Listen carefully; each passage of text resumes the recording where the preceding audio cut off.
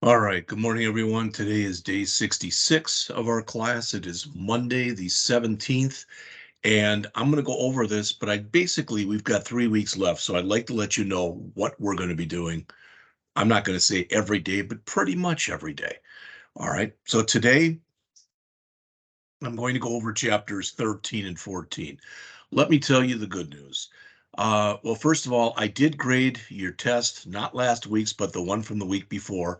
I have not put the grades out there yet.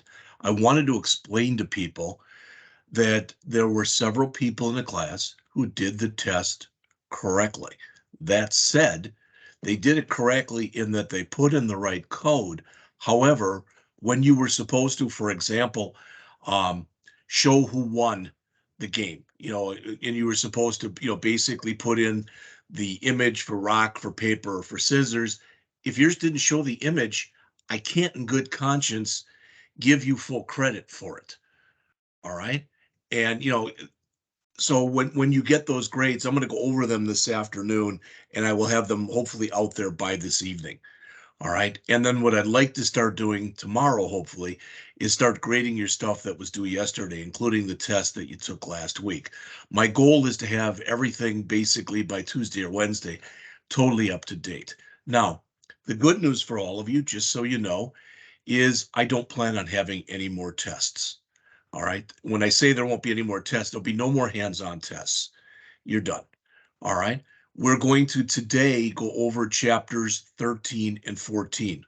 Hopefully you remember from Thursday of last week, we went over the pre-test or the test or whatever we did, but that was actually Thursday was your test. Wednesday, we went over the pre-test and we went over chapter 12.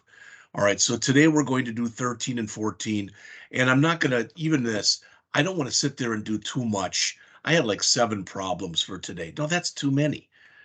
All right. So what we'll do is we'll go through some of the problems on 12 and 13 today. Now, here is the good news for you. All right, especially those of you who are behind in the class. And I will have this written down. It is not written down right now, but I will have it written down. The only programs that you will have to do for the labs and homework for chapters 12 through 16 are the ones we'll actually do as a class. All right, and it won't be all of them. There'll be quite a few of them, but it won't be every one. And we'll look at those after we go through chapters 13 and 14 today. So that's the plan. But today, just 12 and 13. So if I were to change that, it would be to 12 and 13 right there. Tomorrow, we'll go over chapter 15 and 16. And I will tell you, this isn't meant to be funny. It isn't funny. But as we go further on in the book like this, the chapters get drier and drier. All right. And what I mean is they may not be nearly as intuitive as a lot of the stuff we've done so far. But what they provide basically is an introduction to some of the stuff that you will encounter in the AWD1111 class. Now, if this is your first class, you won't take that class until fall. If this is your second class, the one we're in right now, you will take the AWD1111 class in summer. All right, so it's coming up is what I'm saying. All right, if we can stick to this schedule, then on Wednesday, we're going to do chapters 17 and 18. All right, and then Thursday might be a very short class period. We'll see how it goes. But what we will do on Thursday is try to finish up kind of with that section. All right, and so the only chapter that would be left would be chapter 19. 19 is really an intro to the stuff in the AWD 1111 class. So what I'm planning on doing next week, just as FYI for you, and Grant, you're more than welcome to join in, but next Monday, what I'm going to do is I'm going to give those of you who are going to be taking the C# class with me in summer, I'm going to give you a little introduction of the stuff that we'll be doing in there. All right. Then on Tuesday and Wednesday of next week, we're going to be doing a project. You won't have to turn it in, and I will even give you the source code. but I strongly recommend, especially those of you who will be taking the AWD1111 class with Evan in summer, that you code along with me, because it's the kind of thing that you're going to be working on. Then finally, 2 weeks from now, so 2 weeks from today is actually the 1st of May. All right, that's the last week we have classes. If we can get all this stuff done between this week and next week, that whole week will be for you to work on your electronic portfolios. And we'll talk about those before the end of the semester as well.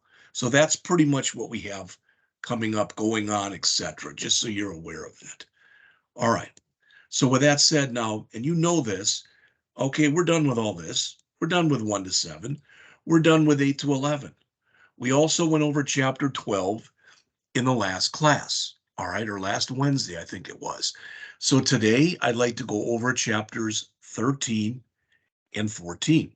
Now, those of you who took the C# class already, you are already familiar with things like exceptions.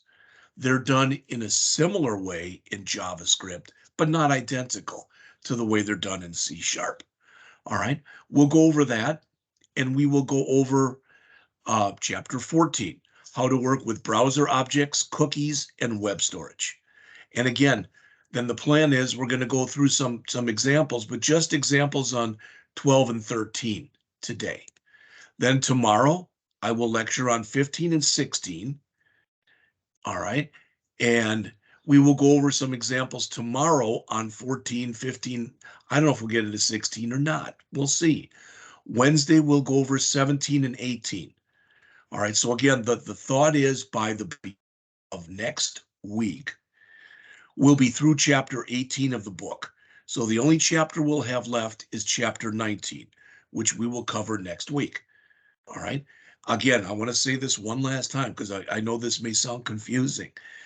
All right. You will be responsible for doing the written tests for 12, 13, 14, 15, and 16.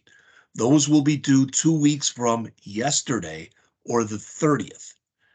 You will be responsible for doing any lab or homework problem for 12, 13, 14, 15, and 16 we do in class.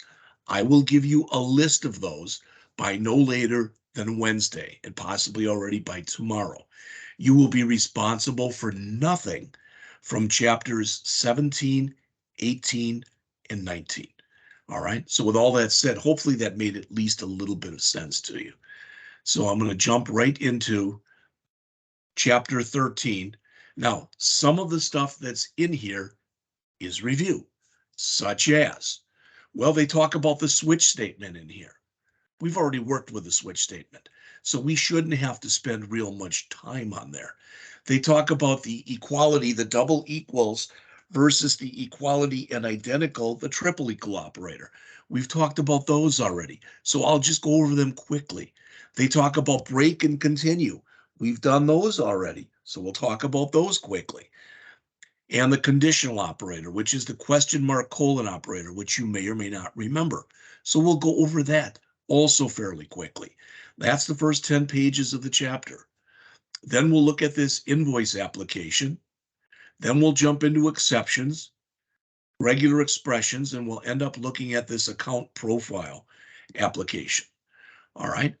And again, like I said, the only thing that you will be responsible for doing from chapters 12 through 16 will be the written tests, and only those homework and lab problems we do as a class. The reason I'm doing it like this is I'm not testing you on it.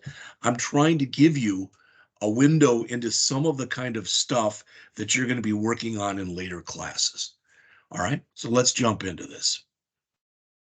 Okay, with the equality as opposed to equality and identity operators, again, much of this you may be familiar with already, but I'd rather do a little bit of review on it. And that is, let me come into here. And if I do this, if I say let number 1 equal 27, and I say let number 2, now this would be a crummy name for it, but if I say this, number 2 equal 27. All right. Now, in virtually every programming language that I know, other than JavaScript, these two things are not equal. However, if I do this,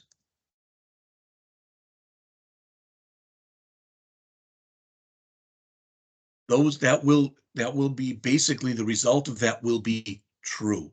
Because what the system does is it tries to compare apples and apples when it can.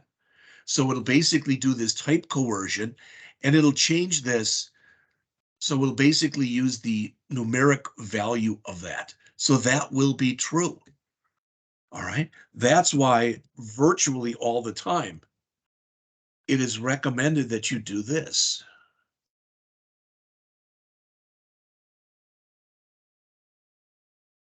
because that will be false. So this one is referred to as the equality operator.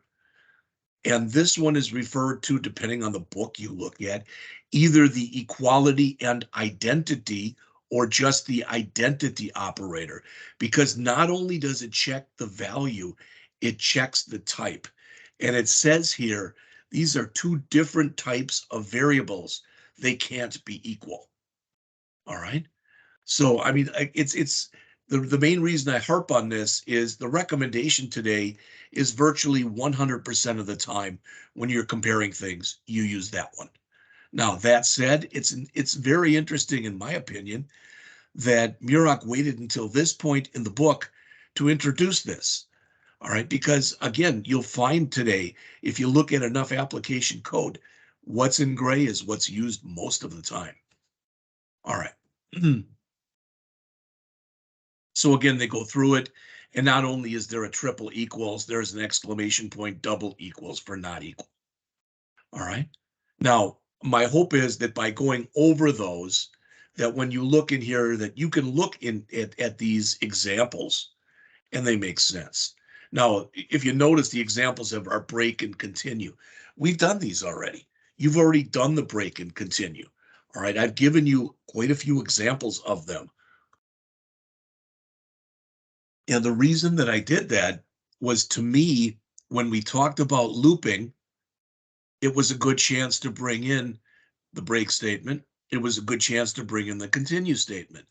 When we talked about if statements, it was a good time to talk to you about the switch statement and the way that you use break in the switch statement.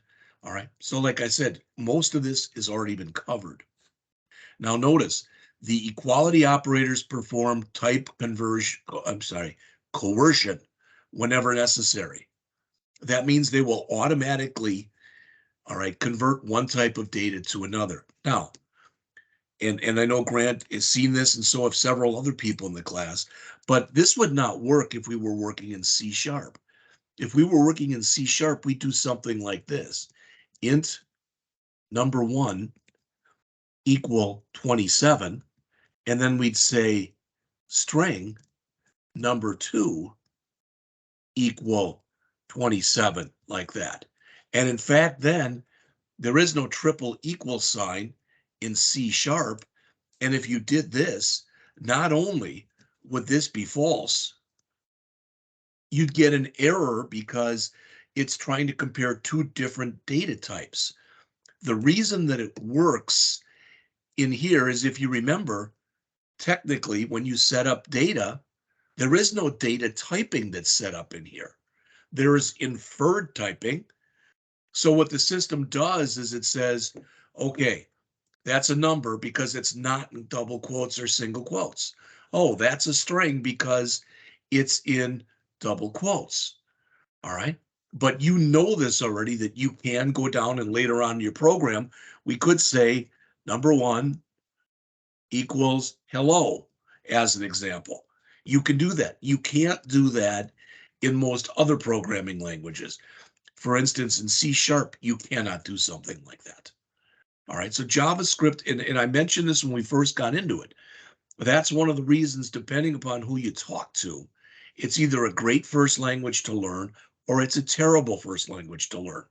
It's a great first language to learn because if you forget to do something or you do something you shouldn't, typically you can get away with it. It's a terrible language to learn because it can give you bad habits that you have to learn, to get past. All right. So again, we've gone over now the identity, the break, and the continue. So there's nothing really new, like I said, in most of the stuff. The switch we've looked at. We did several things with the switch. We did a grade program with a switch, not the one they were using, but we did a grade program. All right. We've done, when I say grades, we've done letter grades, we've done number grades. I think I showed you one when we started where we did a thing with sizes and we had like S, M, and L for small, medium, and large, etc. Remember that when you do this, a couple things about it. First of all, it used to be that what you compared in here had to be numeric. It used to be that way in all programming languages. And that was much more of a pain in the butt, all right, than it is right now. But now what's in there can be a number, it can be a string, it can be a lot of different things. But when you say switch followed by something in parens, the whole thing must be enclosed within curly braces. All right. If you don't want to do what's called a fall through, then, for instance, with A, if we left off in there, if we left that break statement off, and a person had an A, it would send the message, it would set it equal to well above average, but then it would fall through and it would reset it to just above average. All right. It's not that it would print them both because this is just a message equal. So if you left all of these out, if you left out every break statement that was in here, it would say invalid grade no matter what it was testing, because it would keep falling through. All right. And again, that shows again the importance of the break statement. Sometimes you want to do a follow through, and they're showing something in here as well. So again, notice that you get a scholarship if your grade is either an A or a B. If it's a C, it requires review, and if it's a D, you don't get it, type of thing. All right. And again, there are many things in here that you can write switch statements for. One of the things that we mentioned, imagine that instead of this being the way it is in here, that we were doing it the other way. In that, remember, we looked at this in class, that if instead of saying switch on letter grade, we were switching on number grade, then a case is idiotic. It's really dumb to do something like that in a case, because you have to list every case in there except for your defaults. So again, I'd have to say case 100, case 99, case 98, case 97, all the way down to 90. Then I could say well above average. Then I'd have to do everything from 80 to 89, 70 to 79, 60 to 69. Then I could have a default that would say, if I wanted to, failing. All right. So the switch works very well if you have a limited number of cases that you're worrying about. But if the number gets too big, it's kind of silly to do that. All right. The conditional operator. Well, again, much of the stuff that's in here we've talked about already too. Let's look at this one. And I did give you an example earlier, but let's go over another one. So if I go through here and I'm going to say let number 1 equals 17. Let number 2 equal 26. Now, maybe we didn't even give these numbers. Maybe as the program is running, we let the user enter a number for each one of these. All right, it doesn't matter. But I'm going to say let max, and I'm not going to give it a value. So right now, the value of max is undefined. I can write an if statement that says if number 1 is greater than or equal to number 2, max equal number 1. Else max equal number 2. That's very straightforward. It works. There's absolutely nothing wrong with doing it that way. All right, you'll notice I purposely put stuff on its own line. So we have 1, 2, 3, 4, 5, 6, 7, 8 lines. The other way we can write that is we can say max equal, and then say number 1 greater than or equal to number 2, question mark, number 1, colon, number 2. Now, as you can see, the main reason for using something like that is brevity. So the first thing it does is it does whatever's in the parentheses. And remember, the question mark, what comes after that is the true action. So if number 1 is greater than or equal to number 2, it's going to take number 1 and assign it to max. If number 1 is not greater than or equal to number 2, as in this case, it'll take number 2 and it'll assign it to max. All right. And most programming languages have this. This is a special operator. It's also known as the ternary operator. And I want to mention it because it's important. If I do this, if I say here, number 1 equals -6, this right here, that is what's known as a binary operator. I'm sorry, it's what's known as, let me say that again. That's what's known as a unary operator because it operates on only one thing. It's taking the number 6 and it's making it negative. All right. Now, we've never really done this, but it is totally legit that if we wanted to say it is equal to 17 again, we could do it just like that, not a problem, but you can do that as well. I don't ever see that in code. I don't think I've ever seen that in a code snippet in my life, but you can do it. All right. Well, the reason I'm telling you that is if I do this,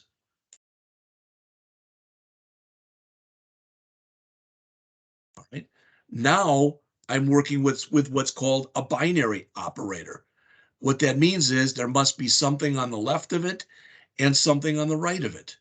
And virtually all of the mathematical operators that we've used this semester, the 5, addition, subtraction, multiplication, division, and modulo, they're all binary operators. So whether I'm adding 2 numbers, all right, subtracting, multiplying, dividing, or using the modulo, those are all binary operators because they have this and this are actually known as, this is the operator, and this and this, they're known as the operands. All right. So when you work with a unary operator, it's making something positive or negative. When you work with a binary operator, you are doing either addition, subtraction, multiplication, division, or modulo. When you work with a ternary operator, you'll notice that there are 3 things involved. All right. 1, 2, 3.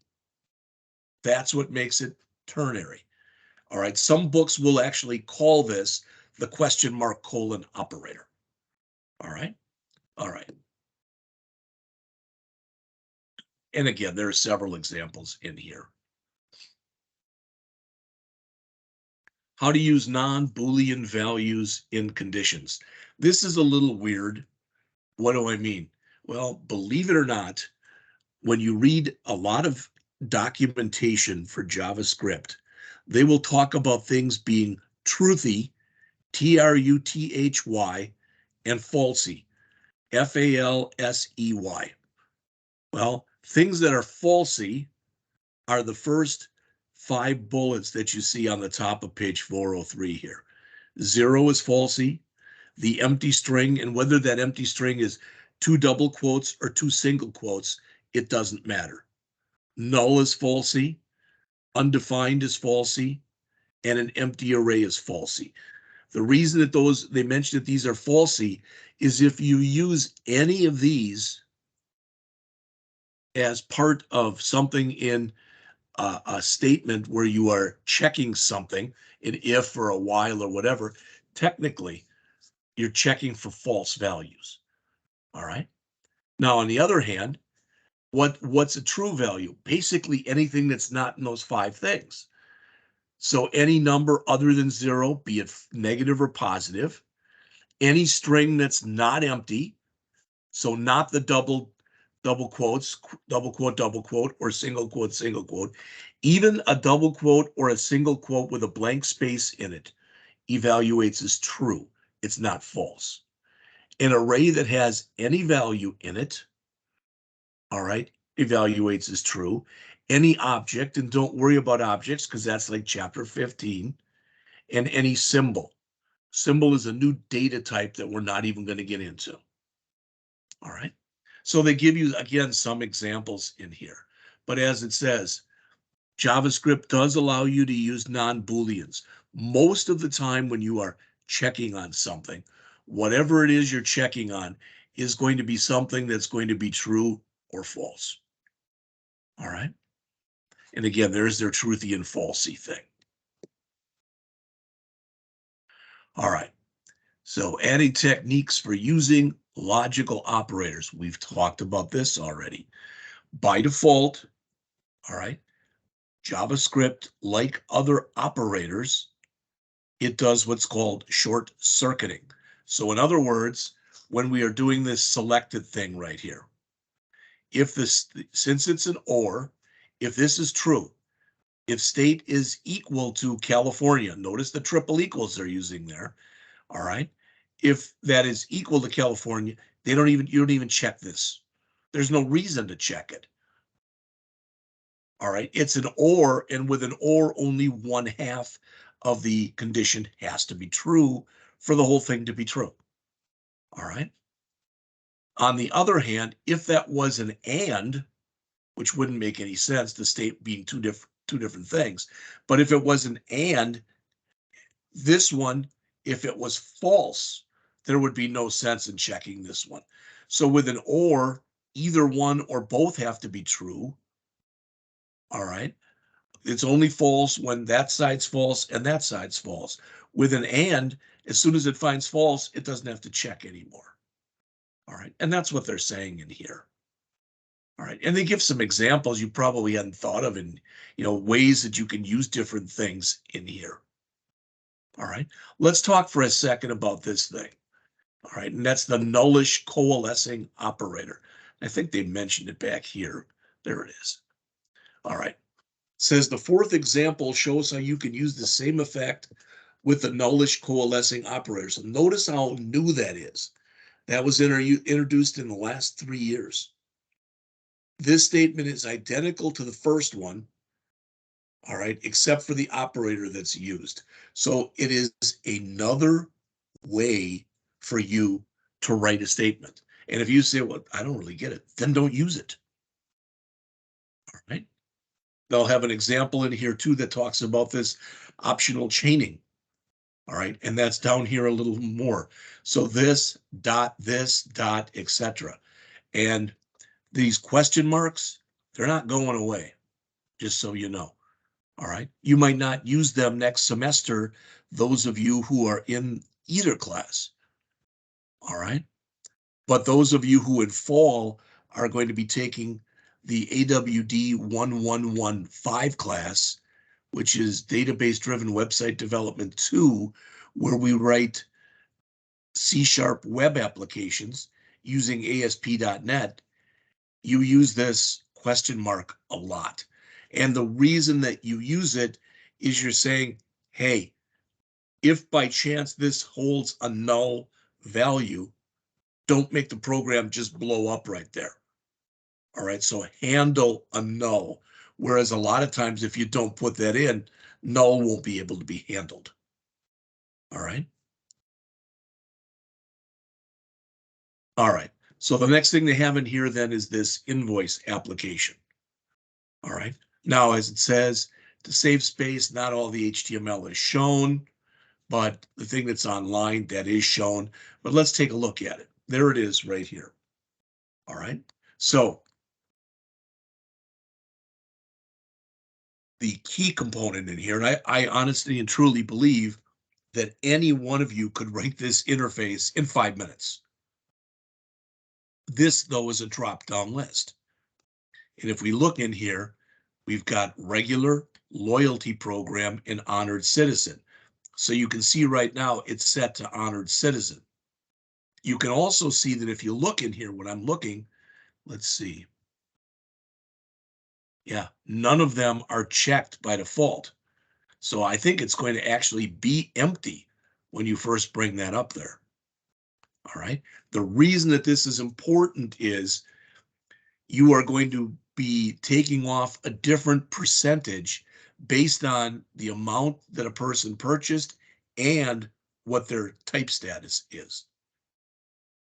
So in this case, as you can see, they bought $120 worth of stuff, but since they're an honored citizen and they bought over $100 worth, they get a 40% discount. So rather than having to pay $120, they get $48 off and only have to pay $72. All right. Again, I don't think it makes any sense to go over what's in here in the HTML, but let's take a quick look here at the JavaScript. All right. Now, I don't want to read to you, but they give you in here, they basically tell you that, again, they take off different amounts based on your customer type and also based on how much money you spent. All right. So if we come into here and we take a look, you'll notice, what do we have? Well, if you're a regular customer, everybody gets, if you spend between $100 and $250, even if you're just Joe Schmo off the street, you get 10% off. If you spend between 250 and 500, you get 25% off. If you spend 500 or more, you get 30% off. And if you spend less than 100, you get no discount. Should make sense. If you're a loyal customer, you get 30% off always. Always. That's real easy to check. And if you're an honored, okay, and notice it says honored here, but back here, it said honored citizen. Yeah, but it's the value in here that we're checking. This is just what shows on the screen. This is the value that if you're going to check, you want to check reg, loyal, and honored. All right. It's the value that you're checking in code here. So if you're an honored customer, if you spend less than $500, you get a 40% discount. 500 or more, you get a 50% discount. And again, hopefully just looking at it like that, it makes some sense. All right. And you'll notice this is just a calculate discount. So all the other code that they have in here, all right, all that code is, they did not put the calculate discount routine inside of here. Could they have? Sure, it would have worked just fine. You could have put it at the top, you could have put it at the bottom, etc., and it would have still worked. All right. All right, the next thing is different. Again, those of you who have not encountered or talked about exceptions before, all right, they're exceptions to the norm. And I've given this example before that, right now my granddaughter is 6, but I remember occasionally taking her for walks and stuff when she was really little. All right, and I think she's a cute kid. Of course, I'm biased, but if I'm walking down the street and let's say that I'm pushing her and she's still a baby, and somebody walks up and says, "Oh, what an exceptional child," you're usually going to say thank you. On the other hand, when you work with exceptions in programming, as I mentioned, it's an exception to the rule. It is not a good thing. All right. So you have to handle exceptions. There's 3 ways of handling exceptions. All right. And we've already dealt with 2 of them. Number 1 is to do nothing. It's what I call the ostrich method. How an ostrich basically just, when it encounters trouble, it basically buries its head in the sand. Well, that's kind of what you do, that you just suppose there'll never be anything, that if you ask a user to put in data, that they'll always put in correct data. That's about the worst way you can code, but some applications are like that. Another way that you can keep it from happening is to not allow bad data in by using things like if statements. All right, we've done some of that this semester. The other way that you can do it is you can let bad data into the system and handle it after it's been put into the system.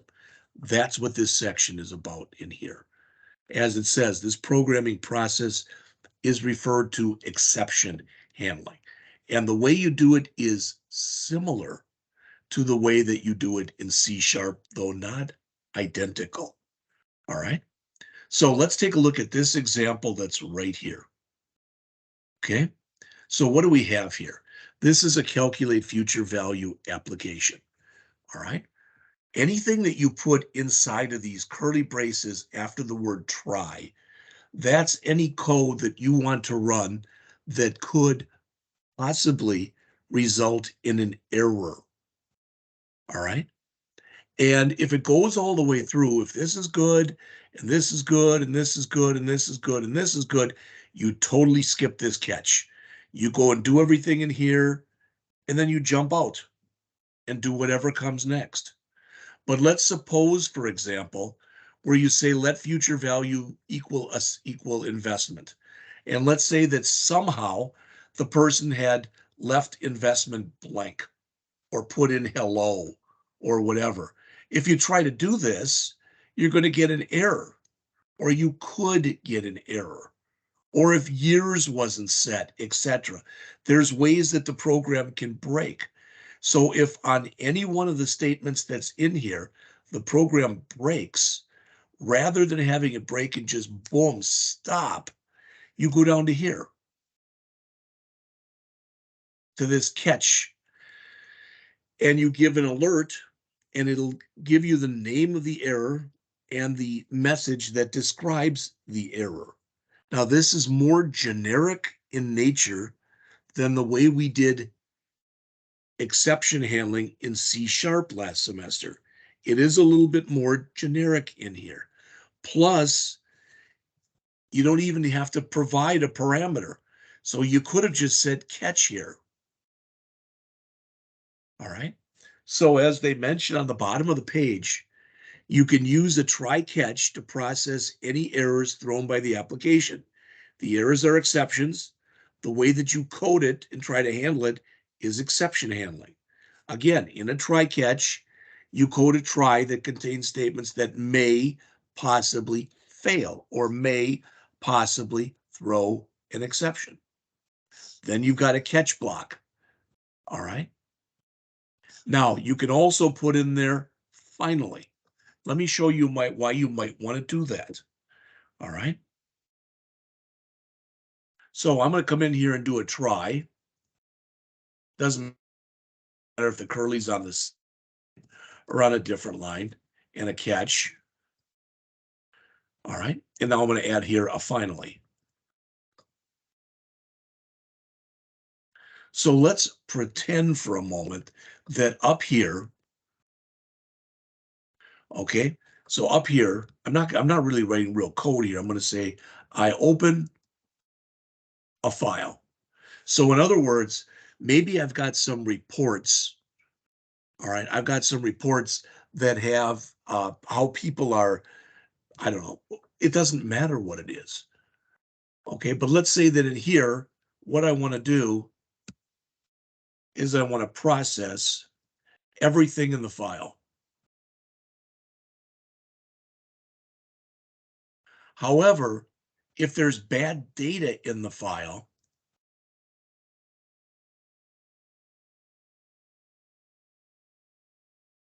then we want to throw an exception. Now you might say, well, what do you mean if there's bad data? Well, what if when I'm coming through here, for every employee, I've got an employee's first name, last name, and an employee number. So every employee has their own number. So let's say that if an employee does not have an employee number shown, that's bad data. So we throw an exception. So this would handle, I'll just say bad data, whatever that data would be. But so what happens here is if I have no bad data, This could be a loop in here with 1,000 employees. I go through and I do all 1,000. Boom, there's no problem. I totally skip this. All right, and I would go down to here, which we'll talk about in a second. But if one or more, any employee does not have a number, now it's going to throw an exception and it's going to go in here and do this. But in either case, whether there were no errors or whether there was an error, in either case, when I'm done, I want to close the file. So if this goes through and it processes everything and there are no errors, it totally skips the catch. It does this, then it does this. If I'm going through here and it finds an employee that doesn't have a number, boom, it stops. It goes in and it does this, and then it does this. The other thing to know about this is when you've got a situation where you get bad data and you handle it, there is no like go-to statement where you can say, okay, I handled it, go back up here again. Doesn't work like that. All right. But typically when you see a finally, that's for what is typically known as housekeeping operations.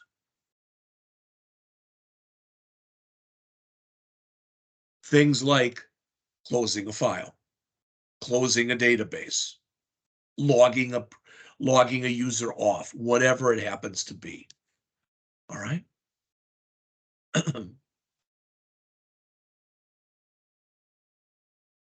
All right. It says in some cases you'll want to throw your own exception.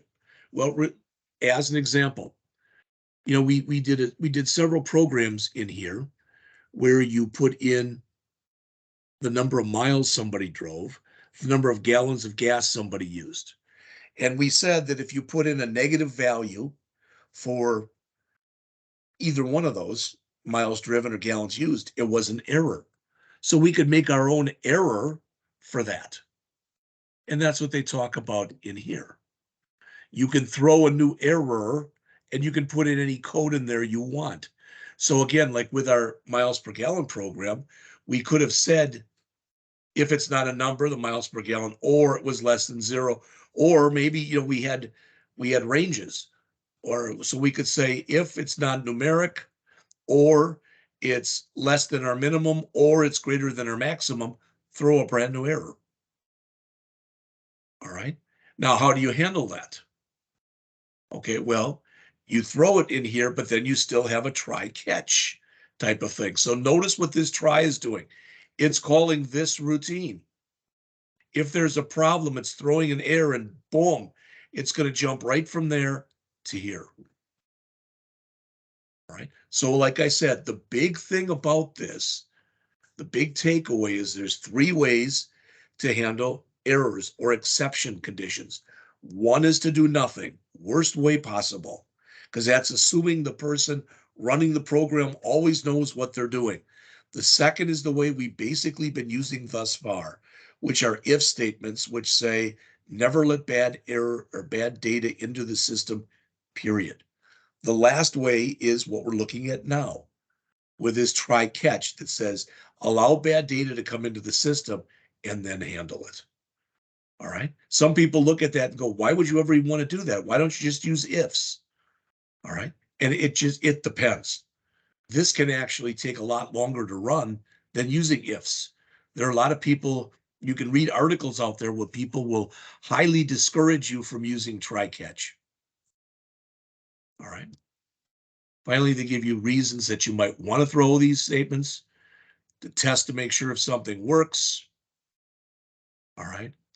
To make sure that, you know, if you've got something that's invalid, that you can perform something, or as it says, to perform some processing after catching an error, then looking at it and say, okay, did I fix it?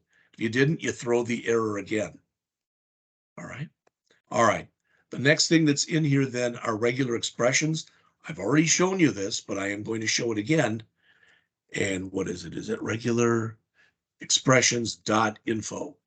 This is my go-to right here for regular expressions. Regular-expressions.info. All lowercase is just fine. All right. And I like it because it breaks stuff up. It's got things in here on different languages. All right. It has a tutorial in here. It's got all sorts of stuff in here. There's a quick start, etc. There are examples. Now, this isn't going to answer every question that you have, but it'll go through a lot of different things that you will encounter when you work with regular expressions. I also mentioned in class, in an earlier class, that HTML5 pattern.com, which I said, for passwords, zip codes, etc. All right. They can be very nice, as well. All right. So what is a regular expression? All right. Typically with a regular expression, what it is you want to make sure something is following a certain pattern. For instance, you want to make sure that a phone number is in number hyphen number hyphen number format, or that an email is in correct email format, or that a password maybe has got at least 6 letters, at least one letter is a capital letter, one is a lowercase letter and has a number or something like that in it. So there's a lot of different usages for this. There are different ways that you can write this. They show you the built-in JavaScript test, all right, method that you can use to write this. And they give you some examples. All right, so notice they've got inventor equals Charles Babbage, programmer equals Ada Lovelace. All right, then they do a pattern.test on inventor. All right, and another pattern.test on programmer. Well, what's the pattern? All right, well, the pattern is down here. So they're saying, does the word Lovelace appear in there? And you'll notice, all right, if you make this Lovelace like this, if you make that the pattern, that's what you're looking for. If you put an I on the end of it like this, it means that you can have it in uppercase or in lowercase. All right, I don't want to run through these because they just get nothing but confusing. Let's just take a quick look at here. The regular expression defines a pattern you search for in a string. All right, and there are different ways of running this. As it says, you can use a regular expression constructor that I didn't even show you in there. I use test almost whenever I can. To me, it makes the most sense to do that. All right. And there's other things that you can add onto here, not just an I. There's a G for global, which means by default, it only finds the first match. A G will find every match. So there's a lot of ways that you can look through this stuff. And it gets more confusing because you'll notice in here, notice right there is how to match special characters. All right. And you'll notice that virtually every one of these starts with a backslash. Remember, like that, is that what is throw away whatever special meaning from that follows or add special meaning. So backslash T is a tab, backslash N is a new line, etc. Right? Now, where that becomes important in pattern matching is in here. And I'm not going to run through every one of these with you. But you'll notice like the fourth one down, A through Z. That does not match every alphabetic character. No, that matches every lowercase alphabetic character. If you want to match both uppercase and lowercase alphabetic characters, inside of here, you would have A-Z just like they show, then right next to it. Doesn't matter if it comes before it or after it, but you'd have capital A hyphen capital Z. All right. And you'll notice in here, backslash W. Okay, as it says, anything that's a letter or a number or an underscore. But if it's that's a lowercase w. If it's an uppercase W, it's everything but those things. If it's a lowercase d, it's any digit. If it's an uppercase D, it's anything that's not a digit. when you first start working with this, it seems almost a little squirrely. It's like, this is just weird. But I will tell you from somebody who's done it for a while that after you do it for a while, it's not that bad. But it's just remembering these things. And when do I use the question mark? And when do I use, something else? And when you look in here, all right, there are some more examples right here. And in this how to match a repeating pattern, all right, notice that N, this first example. If I put a 6 in there, then whatever it is must appear exactly 6 times. If I put a 6 comma in there, that means 6 or more. If I put a 6 comma 12, it means it must go between 6 and 12 times. All right. If I put a question mark in a pattern, that means it must appear 0 or 1 time. All right. If I put a plus sign in there, it means that pattern must appear 1 or more times. And if I put an asterisk in there, all right, that's 0 or more. So notice this is 0 or 1, 1 or more, 0 or more. And they do give you some pretty good examples in here. Some of these are similar to things we've looked at before. All right, and a little bit more refined. This is that phone number, but now they're letting you put it in parentheses, a space, and then the dash here. I use the 3 numbers, the dash, the 3 numbers and the dash, and the 4 numbers just because it's easier. All right. Regular expressions for data validation. These are some of the ones that you'd be most apt to use. You look at that second one that's in there. Most credit cards are set up like that. You've got 4 numbers. You may or may not have a dash. 4 or more numbers. You may or may not have a dash. 4 numbers. You may or may not have a dash, and 4 numbers. All right. So you can see they've got some types of patterns that you would be checking regularly. Dates can be kind of hinky. And what I mean is, well, with some places, they expect for the year to have four numbers in it. With some, it only requires 2. All right. So there's always a little bit more that you have to look at with that. All right. Okay. And then the last thing that's shown in here is this account profile application. Looks like this. Now, this isn't that different from things that we've used thus far. What is different in here is you'll notice, first of all, in the HTML, all right, there's no required attribute in there. Okay. There are still these spans. Okay. We still have the IDs set up, but we're doing all of the testing using JavaScript. This is more along the lines of what I asked you to do in the last couple hands-on tests. So if we take a look at the JavaScript that's in here,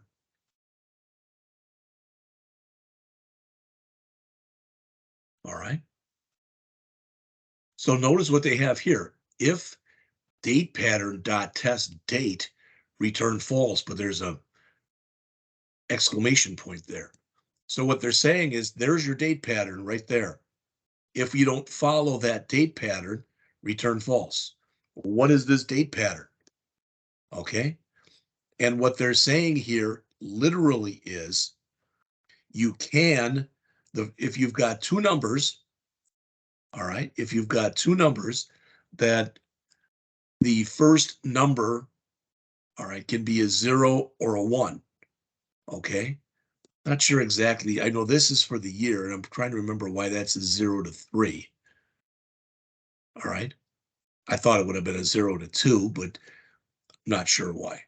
All right. But you can see how extensive, like with the email pattern and the zip code pattern, what makes this kind of confusing is there are always, again, a multiple number of ways of writing the same pattern. They are showing you what they consider to be the most intuitive or easy to understand ways. And I'm not saying they're right or wrong, right? But you can see on here, you start to hopefully appreciate that we've got we had 4 fields, all right? And even with just those 4 fields, that's enough code that you have to write. So when you start thinking about when you've got somebody that has to fill out a registration field that maybe has 10, 15 pieces of information in it, you could literally have a few hundred lines of code that was doing the validation. All right. Okay, that's it. So we're going to take a break in just a minute. And then when we come back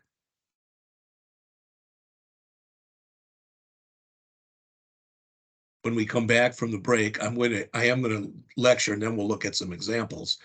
But when we come back from the break, all right, I'm going to go into talking about browser objects, cookies, and web storage.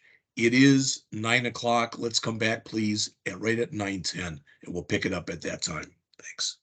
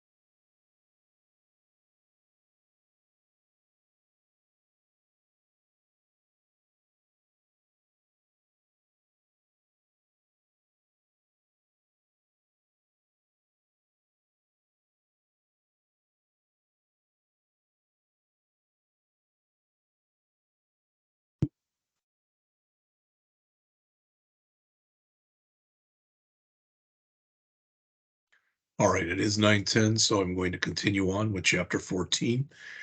As you can see, it's entitled How to Work with Browser Objects, Cookies, and Web Storage. Now, not as long a chapter as the last one, but when we take a quick look at it, first is how to script browser objects. It used to be a lot more important um, to know when you could exactly the type of browser somebody was using. And that's because historically, Microsoft has been different from everybody else, all right, in the way they handled things.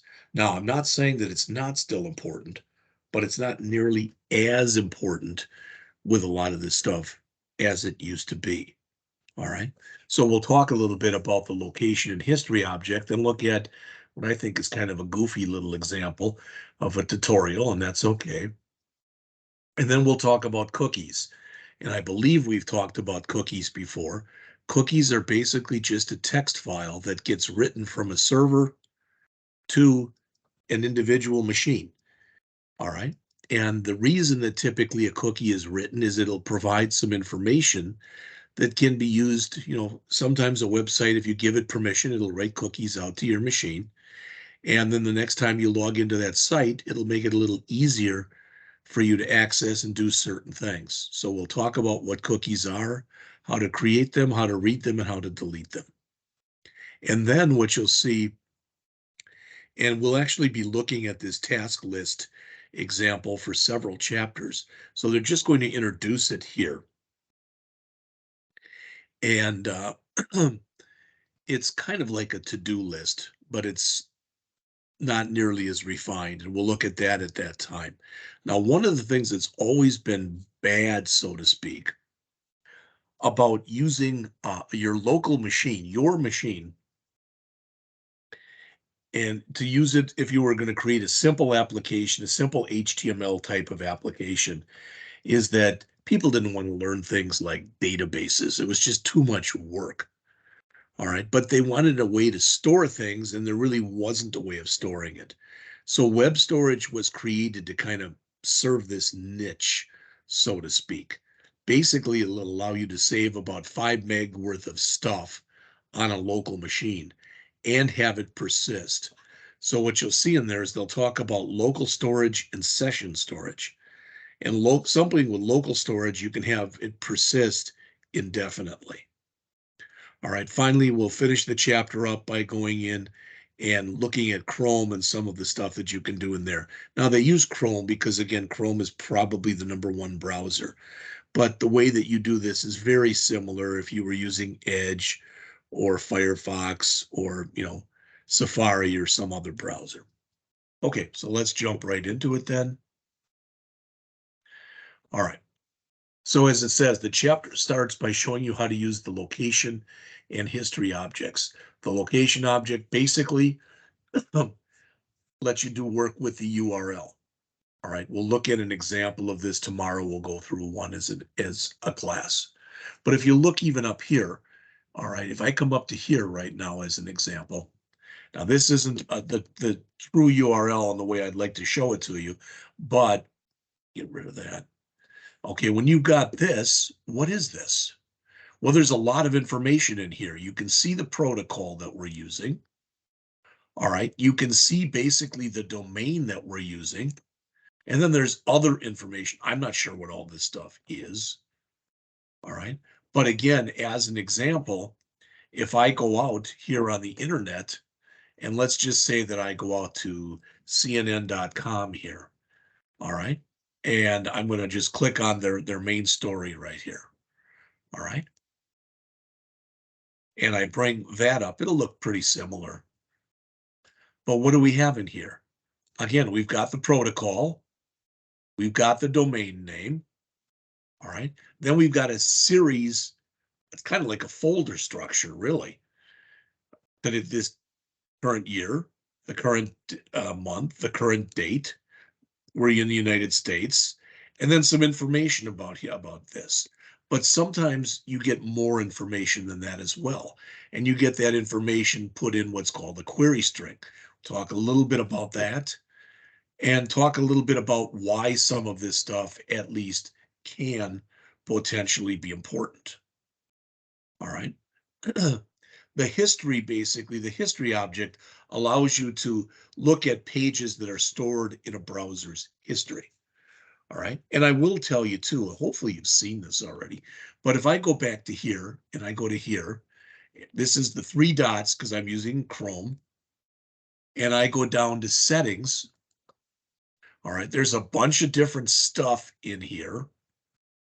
All right. And I don't remember right now exactly what the one is, but is it privacy and security? It might be. But there's cookies. So you can say to allow cookies or not to allow cookies. So that's under privacy and security, but also under there, I think, let's see, clear browsing data. So in other words, I can tell it to clear my browsing history at any time. Now, there are still typically ways that people can recover this stuff. But let's say that, and I'm not going to lie to you, I don't do this. But let's say somebody was going out to sites they probably shouldn't have been going out to, and they've been doing that for the last month. Then I could leave it to last 4 weeks. So notice I can just say last hour, last day, last week, last month, and all time. I'll leave it at 4 weeks. And if I click clear data, now it's clearing all those. All right. Now, when I go up and I get to when I go up and I get to a blank window, so to speak, a browser window, I've got certain things that are there. All right. I mean, I follow certain things. I'm originally from Wisconsin, so I get a copy of the Milwaukee Journal electronically every day. All right. I follow the Green Bay Packers and some of those sites. And what'll happen, and boy, I must have a lot of junk I've looked at, but what'll happen typically is all those will be gone. All right. So they'll have to be reestablished again. All right. I'll just leave that up and let it do its thing, I guess. All right. So as it says, the location object has properties and methods that parse the URL. So we can grab any piece of this we want to or need to grab. Now, why isn't that allowing me to go on this thing?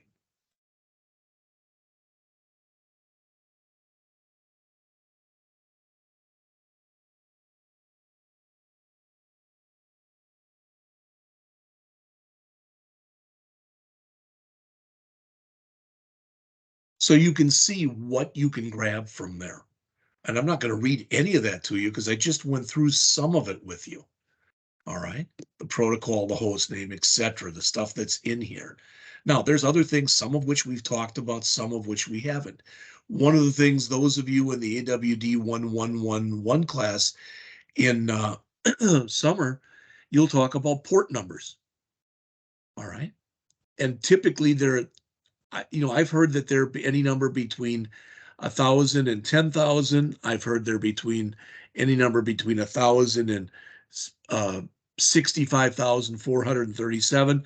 But basically, it's a current number that's being used to run some kind of an application that's running on your machine. So for instance, in this example, we're at Murach.com and we're using that port. All right. Paths can be important, etc. You'll notice there's not a lot you can do with this. There's a reload and a replace. All right. Now, why is this replace important? Loads a new page URL and places the current page in the history list. Well, you probably have all gone out to a site at one time or another that's been moved. All right.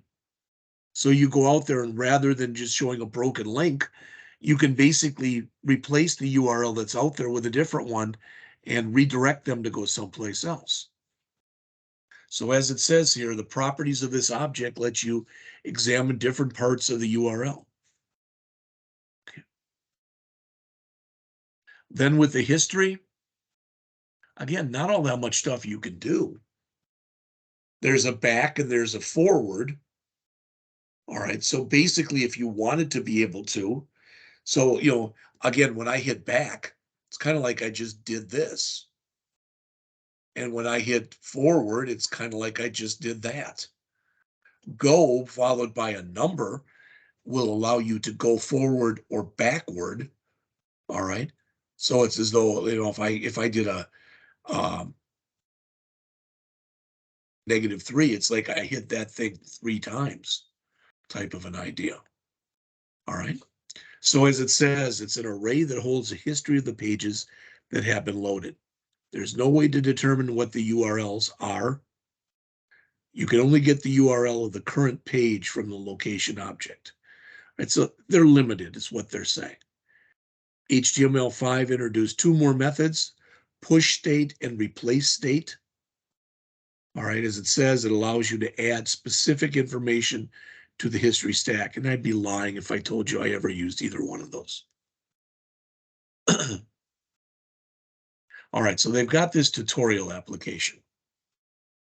And as it says in here, the tutorial pages replace the currently displayed page in the history object. So it's a very simple little thing that allows you to go back and forth.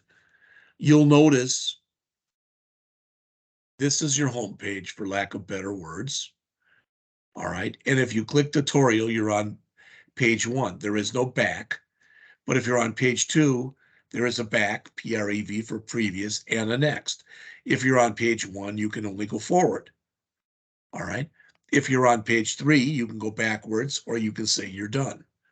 So they're showing how you can use these in here. And notice what they're doing is now basically they're having an ID that's associated with each one of the buttons that you could be using in here.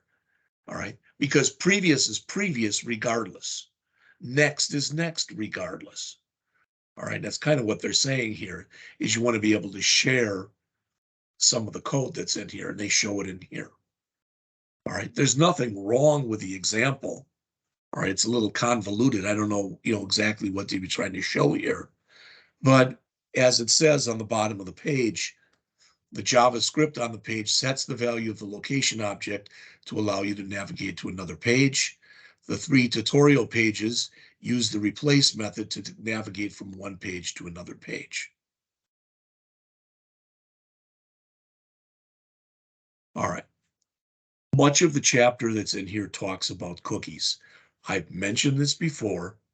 Cookies are a text string that's stored on the browser, and it's basically something that's been written by a server, and it's stored as a name value pair.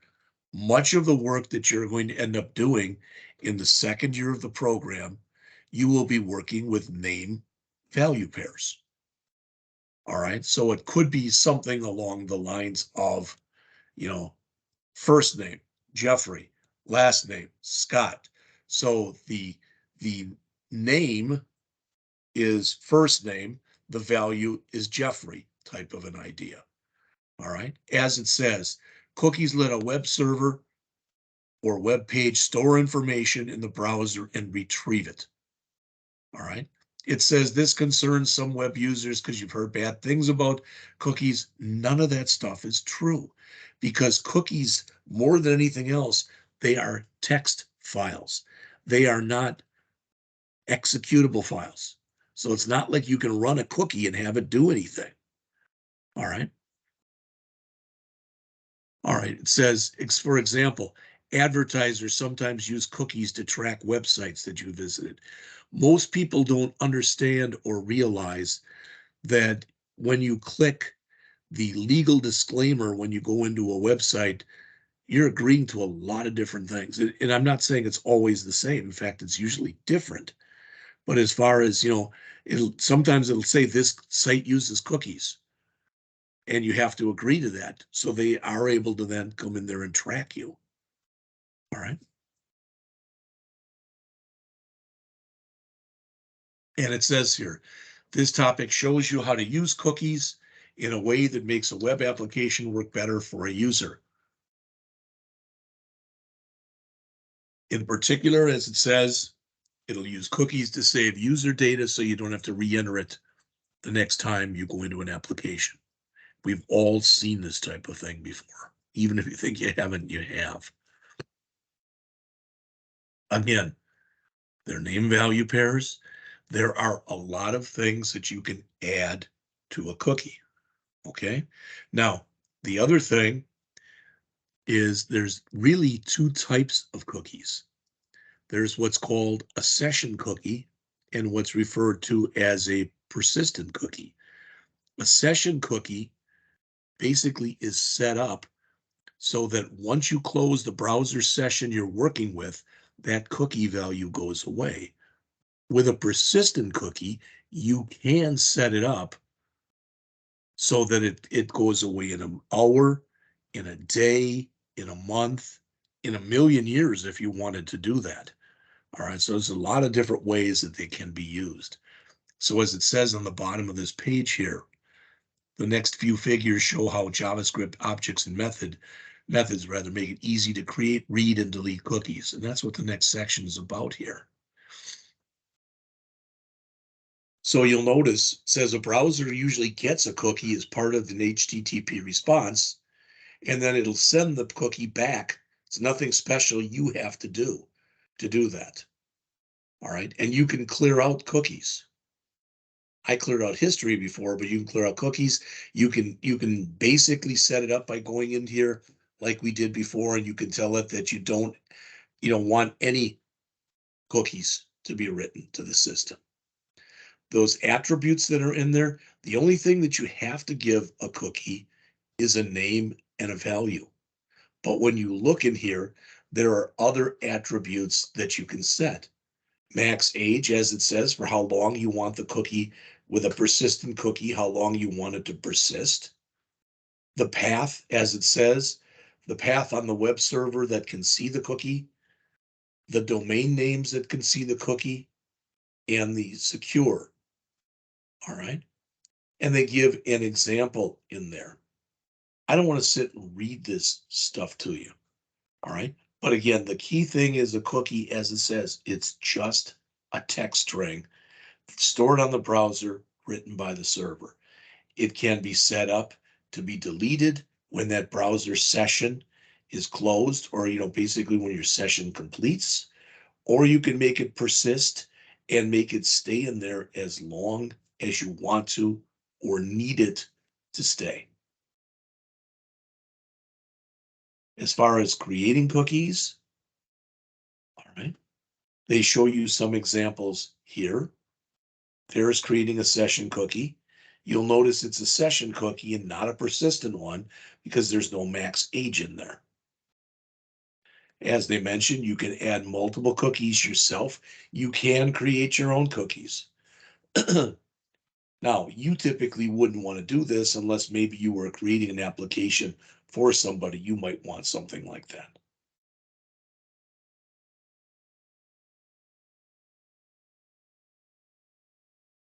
They get into talking about encoding URI component. If you've never heard of a URI before, then shame on me for not bringing it up to you earlier. A URI, well, let's put it this way. A URL, all right, I think you all know what a URL is, but it's actually an acronym that stands for Uniform Resource Locator, all right? It is someplace, out of the internet someplace, right? A URI is a Uniform Resource Indicator. One of the differences is depending on how you're using a URI, how you are using a URI, it is not always mandatory that a URI actually exists. What I mean is you can put in some value for it that's in outer space that isn't even a true value. But what a URL is a type of URI. So in other words, a URI is a superset which includes URLs. All right. So they do come in here and they say, okay, now you've got this cookie. All right, now you've got it. So how do you read it? What do you do next? All right, so when we start going in here, you can see some of the stuff. And again, this probably for most people, they're showing you this, and it's good that they are, okay? But for most people, it's not the kind of thing that you're going to be using on a regular basis. All right, so they show 3 cookies there in a document.cookie object, and notice what you have. So they're using this task list that they're going to talk about in a bit. So the username isghopper, the status is active, and there's one task. All right. So I'm not running through this. I'm not doing it because, again, we will look at a couple examples of these, all right, tomorrow, but we're not going to get into too much depth and breadth of coverage on them. Notice when you assign a document cookie, its value is stored as a string. I already mentioned that. It's not, it is a text file. It is not an executable file. There is a split method, all right, and you can use the split method, okay, that if the cookie has got a lot of different pieces into it, you can split it up and look at each individual piece that's in there, all right? And as it says, it follows a predictable pattern that makes it fairly easy to manipulate using some of these methods. Sooner or later, you want to delete a cookie. There's different ways that you can delete a cookie. As it says, you can set its max age to 0. You can also set its max age to a negative number, all right? So, basically it's an equivalent of a number in the past. Notice it says when you delete a cookie, the data must be empty, but the equal sign is still required. All right, so there's a couple weird things about it. JavaScript can't determine the path or domain for a cookie after it's been created. All right, but there are going to be a couple things that we'll look at a little bit later where you can do some of this. All right, so the next few pages in here, in fact, most of the rest of the chapter, I believe, talks about this task list application. All right, now many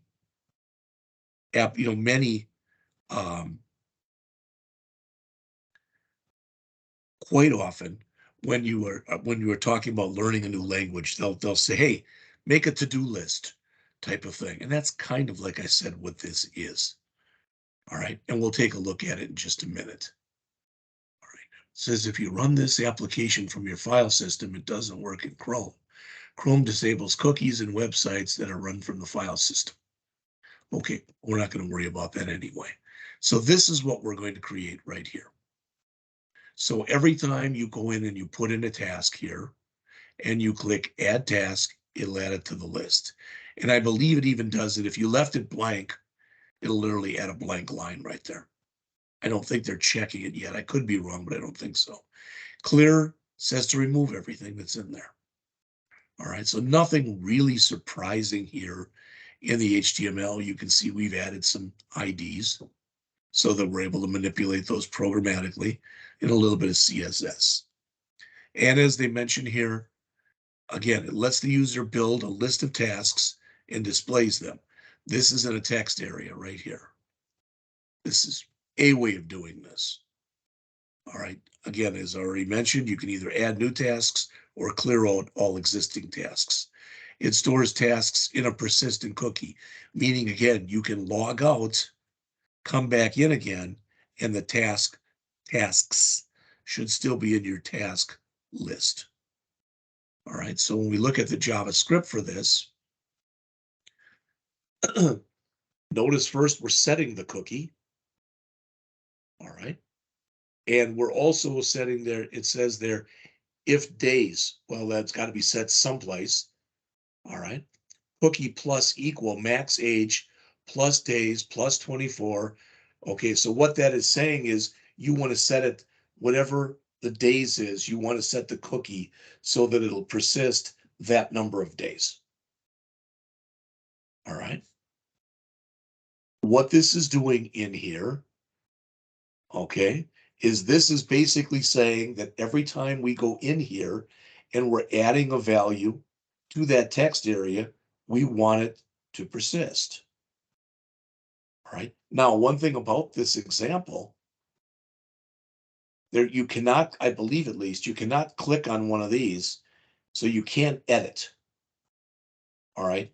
One of the things we'll be talking about a little bit next week, but you'll see in the AWD1111 class, even those of you who next semester will be in the C# class, we'll talk a little bit about something that's called CRUD, C-R-U-D. It's an acronym, which means you can create something, you can read something, you can update something or you can delete something. That's what the CRUD stands for.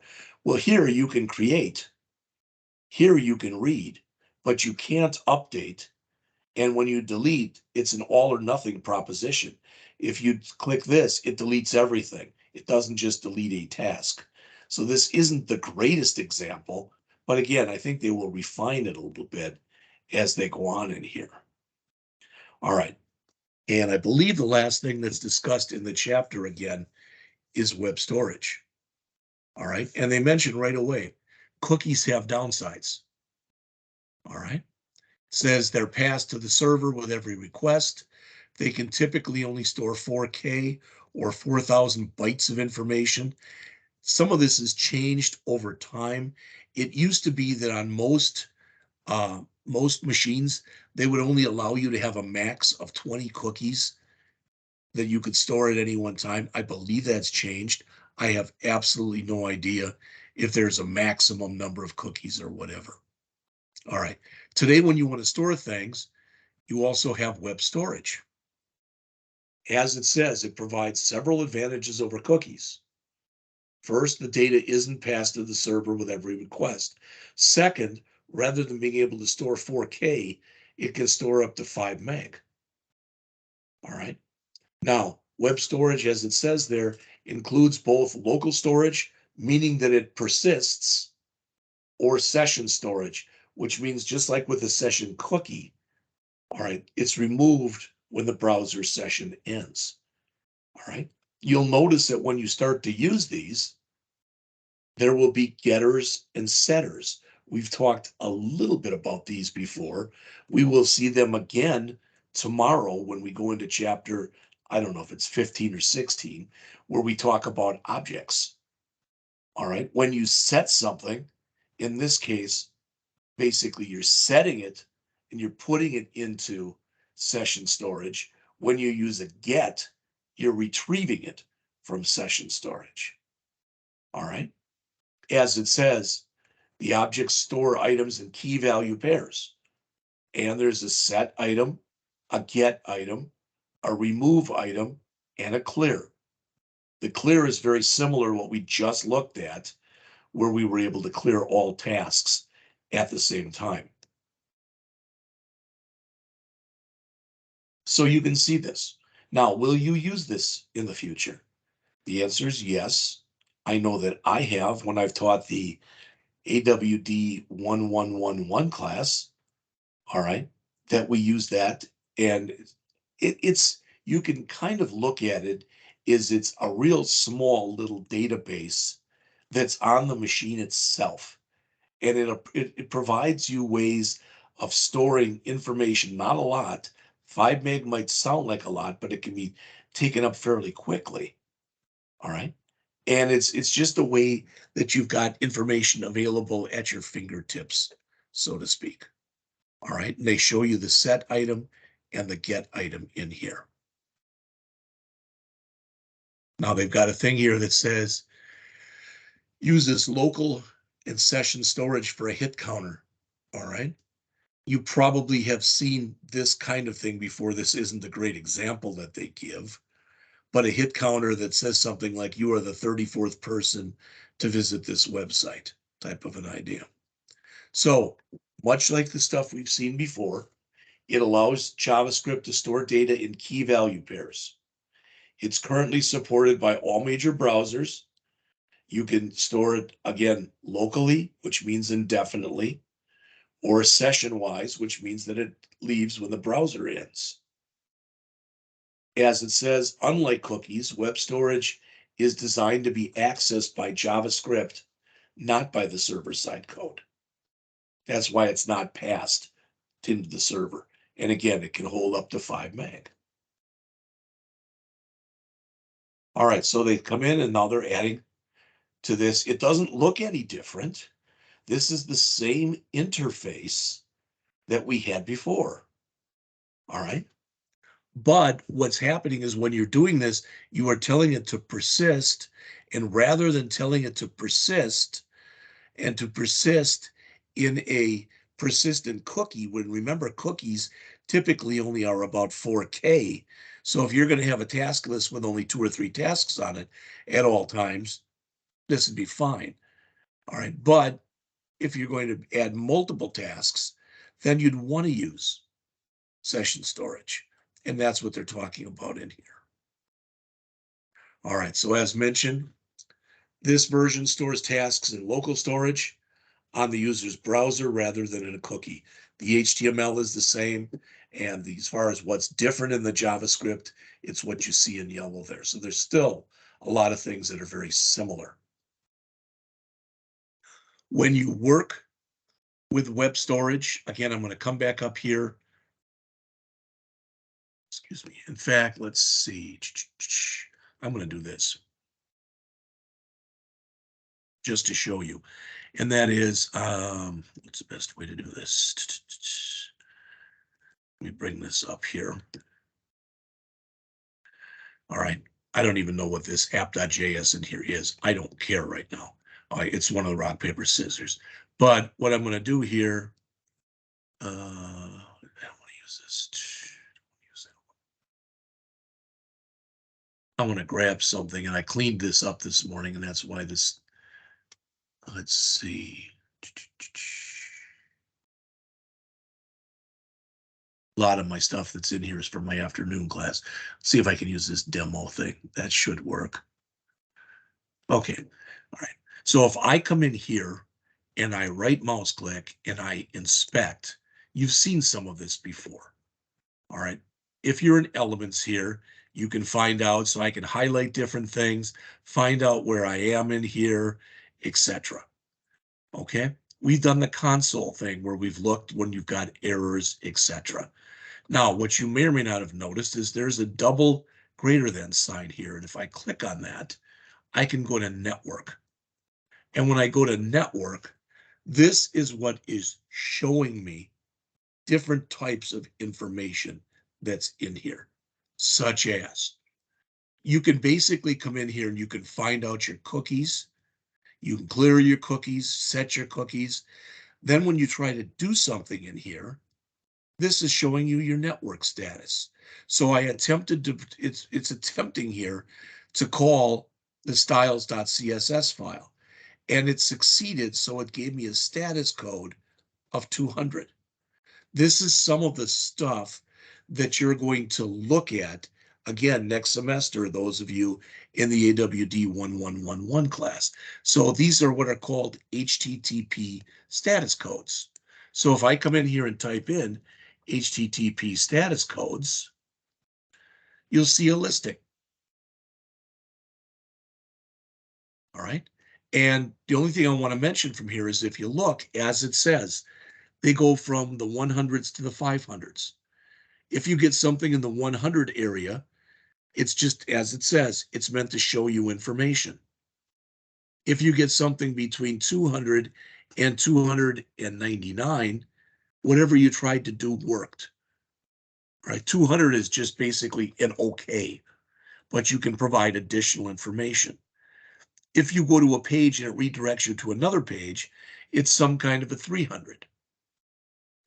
If you try to do something where you are, let's just say that you were writing an application that you want to be able to have it go out and grab something on the internet and give it to you.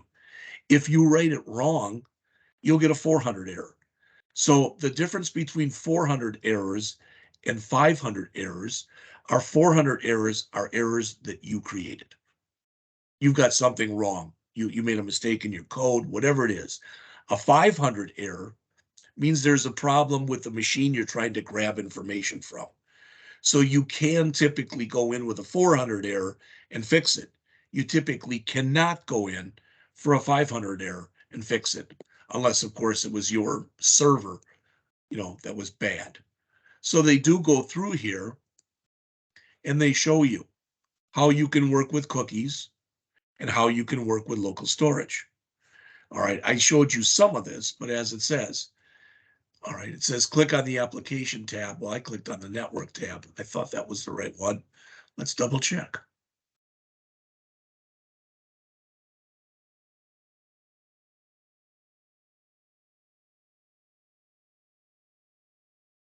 There's application. All right, cookies, learn more. All right. So you can click on here. It'll take you out to a URL someplace. I think it was the same one I showed you earlier. But as you're in here, notice what it has. If you're going to put something into local storage, all right, it's going to end up showing it in here.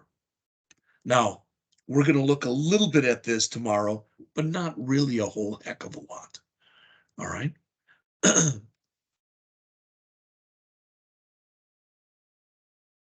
All right, and that is it for this chapter. So it's 9:45. No, I'm not giving you a break, but I want to let you know what I'm planning on covering right now for the rest of the period today. And that is for,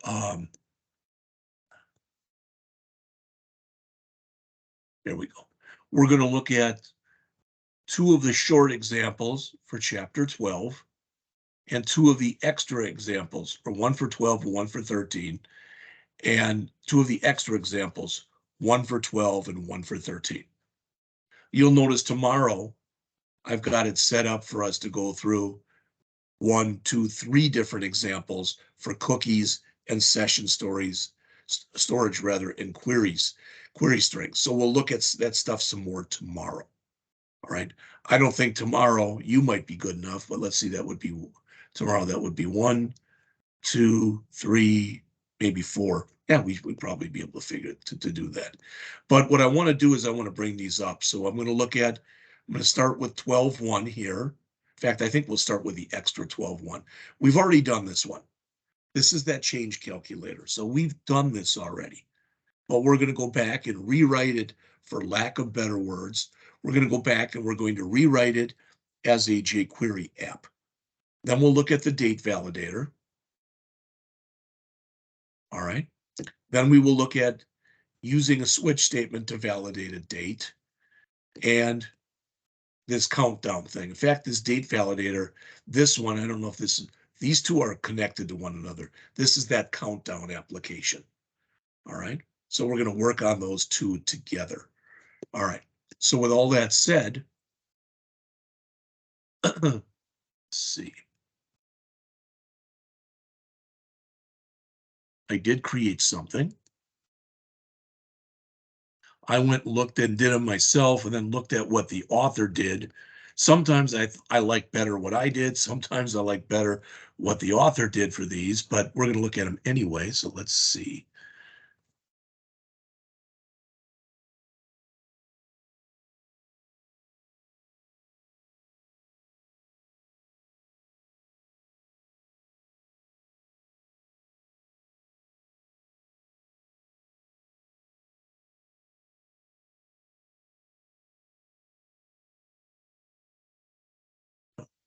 Looking for something here, and of course, not finding it right now.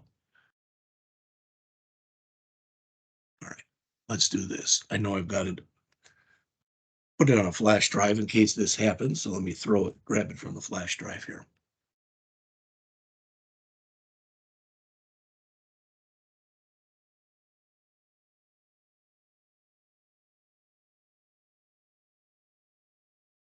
Okay, just give me a second to have that load back on the machine.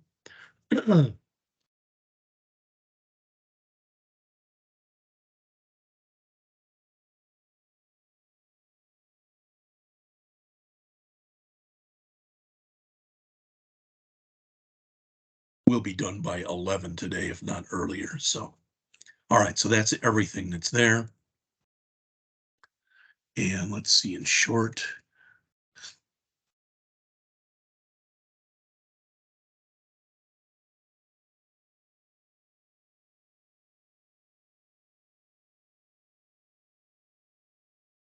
all right, let's start with this change calculator. Now I'm going to bring this thing up, and I'm going to bring it up in Visual Studio Code. Now, again, you've seen me do this before. I'm not going to take the time, but a good programmer really would go in, make a CSS folder and put that file in there, make a JS folder and put that file in there. I'm going to leave it because this is the way the author did it. All right, let's take a quick look at this. You'll notice there's not much in here right now in the JavaScript file. All right, we do have quite a bit in here for our CSS. And in here, all I want to mention is when you look in here, if I run this right now, you've seen this before. You've done this program before. But if I come in here right now and I type in 93 and I click calculate, nothing happens because we don't have the JavaScript in there to make something happen. So that's what we're going to put in just a moment. With that said, when you look in here, what do we have? Well, enter number of cents. So cents right there that you see in blue, that is this. All right. And it should make sense. These will be the number of quarters, the number of dimes, the number of nickels, and the number of pennies. We will set it up to that when you click calculate, all right, that if it's non-numeric or if you put in a value that's out of range, we're going to get an error message or have an error message come up. They actually ask you to just do that through an alert.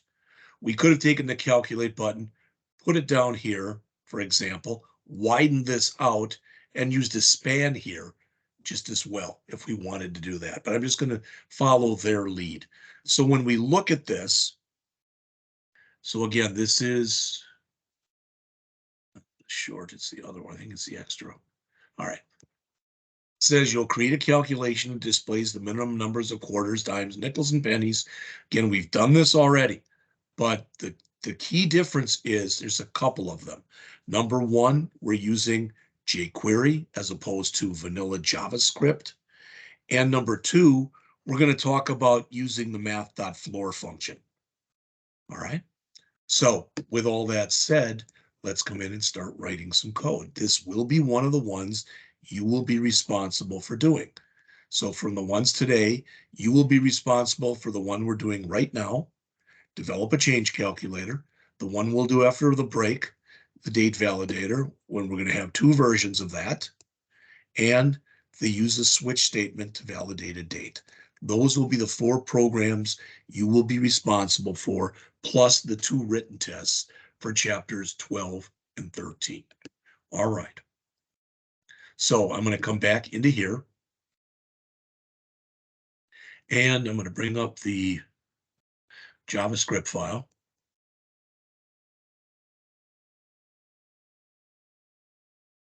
And start writing. Okay, so we've got our use strict. Again, that's always a good idea to do this. All right. Well, all we have in here is right now, this says when we click the calculate button, don't do anything. Okay. And this says when the program starts, make sure that the cursor is inside of that, the cents text box. Okay, so let's put some code in here. We'll put some comments in here too. How about this? In fact, before we even do that, let's, I'm trying to think of the best way to do this. We're going to put everything right inside of our calculator.click. There's not that much code. There really isn't for 30, 40 lines. So let's put a couple constants in here. All right. And we'll call this min cents. And we're going to set that equal to 1. And we'll make another one that we'll call, in fact, they're using semicolons. So let's put that in. And then we'll have a max cents. And we'll set that equal to 99. I'm just following their lead in the book here. All right. Now, do we have to do this? No, but later if we want, we could change that to 9.99 or something else if we wanted to. So first we'll get the number of cents the user entered into the text box. All right. So we will let cents equal. Now I'm going to put this in here. Let me explain it when I get it all done.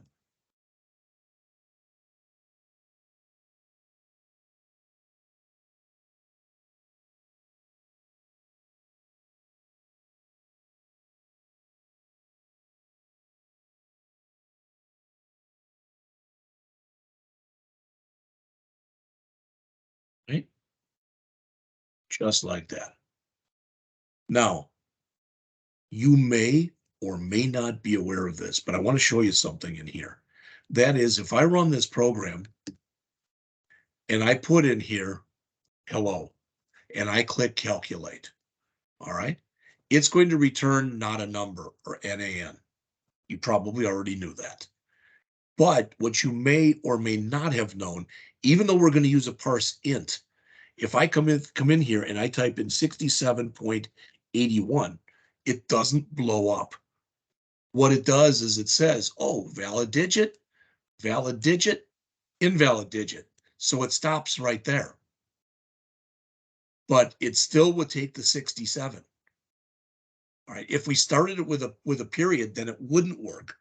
But to put in like 67.81, so we're going to use the floor function, which just says, hey, if we do put in anything after the digit, just throw it away anyway. It's supposed to do that.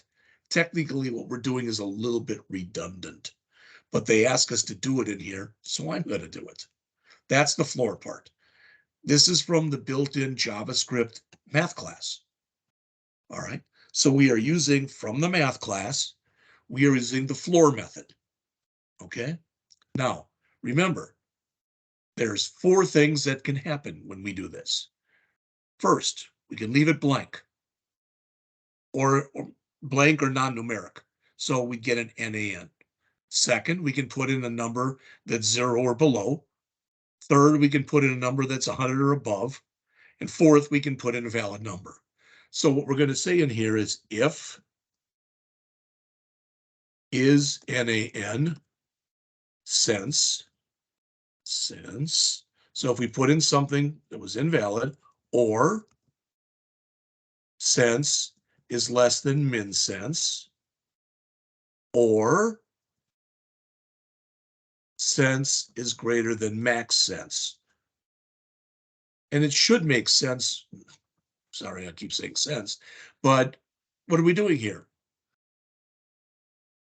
We're doing data validation. So validate that sense A is numeric and B is between 1 and 99. That's exactly what we're doing right there.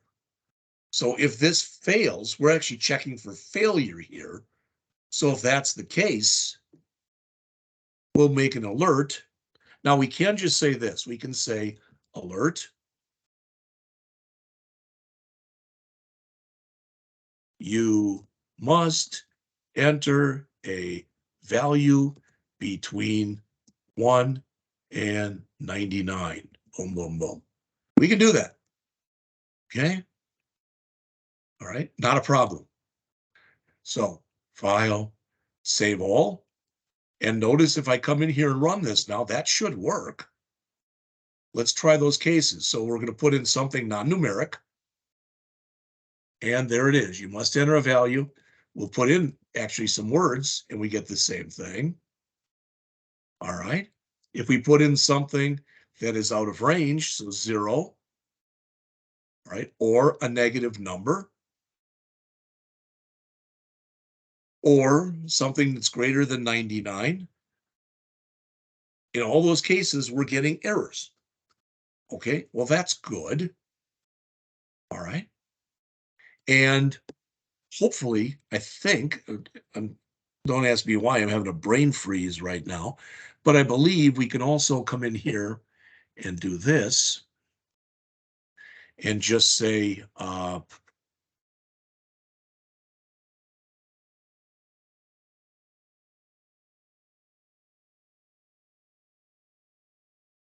hoping that works.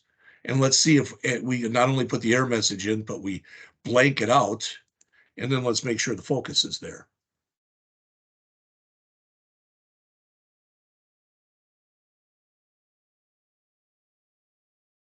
All right, so let's see if both those work.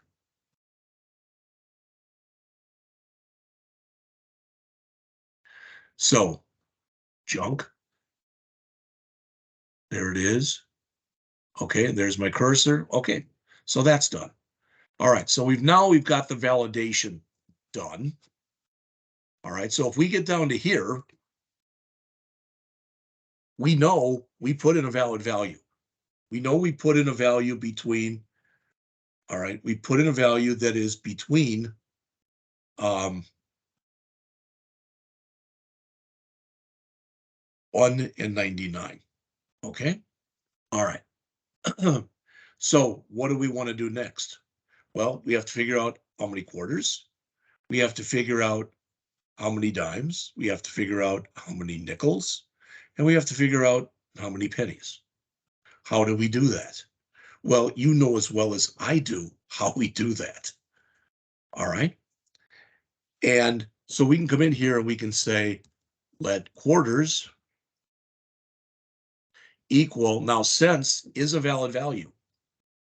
So we can say equal cents divided by 25. All right. I'm going to add one more variable into here that just call it W left. So it's like what's left. And I'm going to set it equal to 0. Okay. It's just going to be what's left from here. So there's my quarters. So now my what's left is going to be equal to cents modulo 25. So again, I'm going to test this in a minute with 93. So quarters will be 93 divided by 25, which gives me what? 3 point something. And this is now going to give me 18. Now, the author went in and used math.floor in here. You don't have to. You can, but I didn't see any advantage to doing that. All right. Now, also the author used cents in here and literally did it like this, where you could have said cents modulo equal 25 right there. Well, I like to keep that original figure just in case there's any kind of problem. That's why I introduced another variable called what's left. So I'm going to say in here, figure out number of quarters. Okay. Well, then next, I'm just going to copy here. Now I want to figure out the number of dimes. So this is let dimes, but I don't want to use cents here. I want to use what's left, and I want to divide that by 10. So I had 18 cents left after my 75. So 18 divided by 10 will be 1.8. But since it's an int divided by an int, it'll give me just the 1. And this, the what's left, will now be 18 modulo 10. So it'll give me, oops, sorry, modulo 10. So it'll give me 8. So I now have 8 cents. So I now have accounted for 85 cents in here. All right. Then I can come through here and do it again. Move that over. And I can figure out, so I've done the number of quarters, the number of dimes. So this will be the number of nickels. And that again will be what's left, but that'll be divided by 5. So that's dime value, quarter value, nickel value, etc. Finally, I don't have to do this anymore. In fact, what's left are pennies. So pennies equal what's left modulo 5. So I now have accounted for everything that's in there. Okay. Well, so I've come in, I got the number, I validated that it was okay. If it wasn't, I handle it. If it is, I've now figured out the number of quarters, the number of dimes, the number of nickels, and we can even put here, figure out the number of pennies. All right. So now I just want to display all those results. So display results in associated text boxes. All right.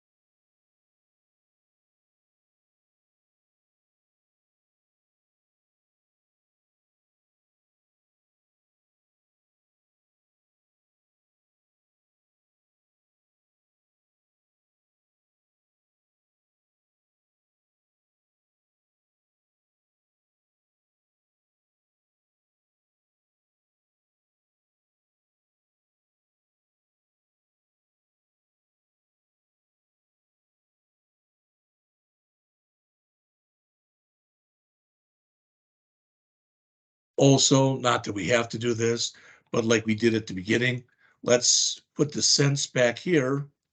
We'll put the focus on cents. So if we wanted to run that again, we'd be right there. Okay, and let's see if it works.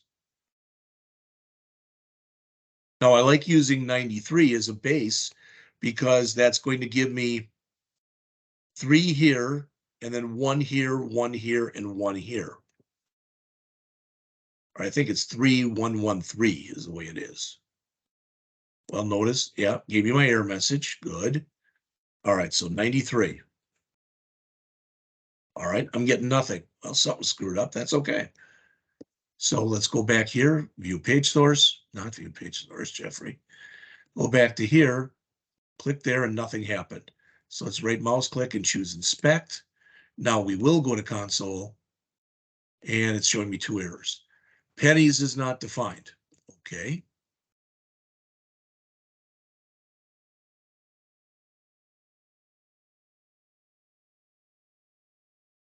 Oh, and that's good. That actually shows a really important point. I don't have the word let here. And the reason it grabbed that and made an error is because I put this there. So notice now, all I did was I added the let to pennies. File, save all. Run it again. I don't know why it's not starting there where it should be, but all right. Ooh, look, 3.72, 1.8, 0.6, etc. Okay, so I guess I will need to use that math.floor in there. All right, we'll fix it in just a moment. The point is 3, good. All right, 1, good. Well, we want that. So if we said 3 here, that's 75, that'd be 85, that would be 90, and that would be 93. All right, so it doesn't like what we're doing. So let's go back and take a quick look at this. I thought it would take it. I thought that's how we did it before. I wonder if we can force this like this. Let's see.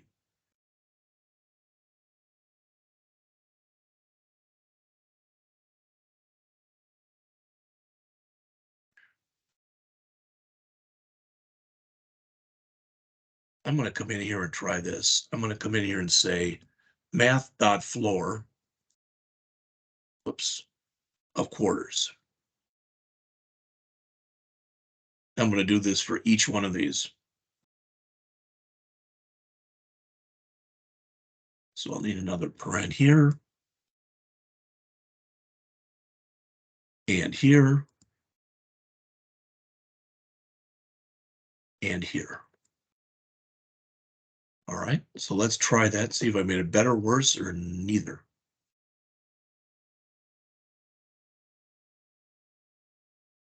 Now I do it. Well, my cursor was there at first. It looked like at least. 3103. Well, this isn't right. All right. So, okay, didn't like that. And it's the reason it didn't is math.floor threw it away. All right. So let's see, what's the problem here? Well, if we used math.seal, the ceiling, it isn't going to like that either, because this ends up being like 3.72. And if we do that, it's going to bump it up to 4. But here, using math.floor didn't work. So that's 75, 85, 86, 87, 88. If that was a 1, it would have worked.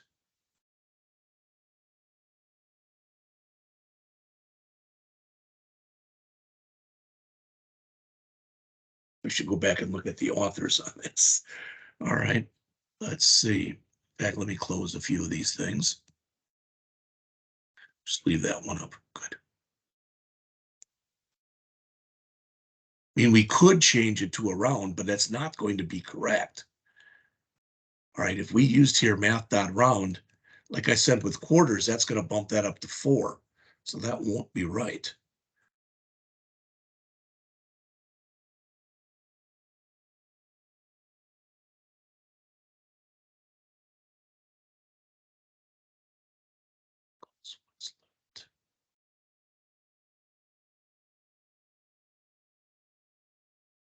I mean, it's in a way, it's kind of good. I found an error in my own code, but I'm trying to figure out the best way to fix it.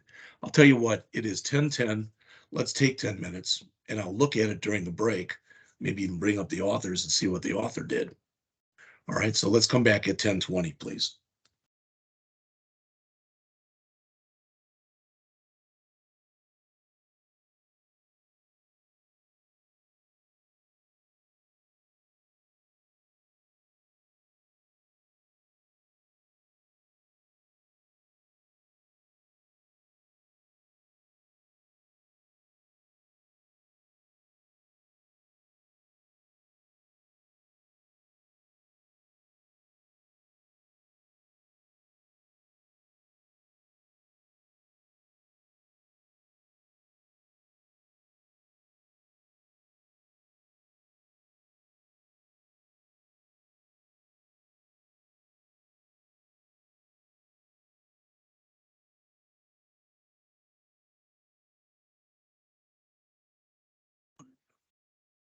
There.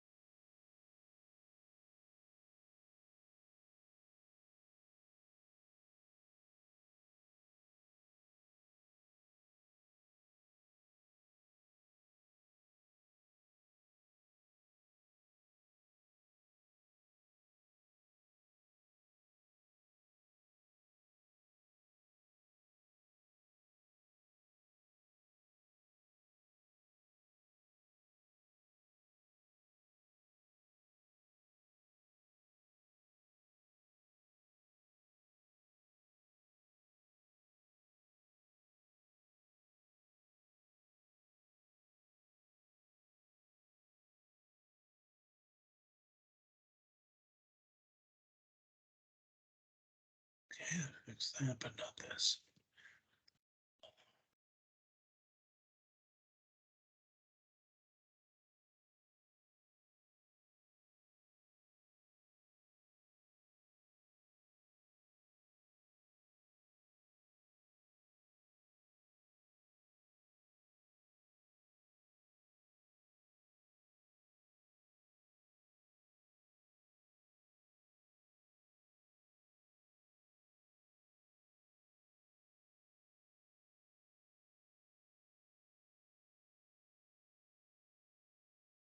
Ceiling.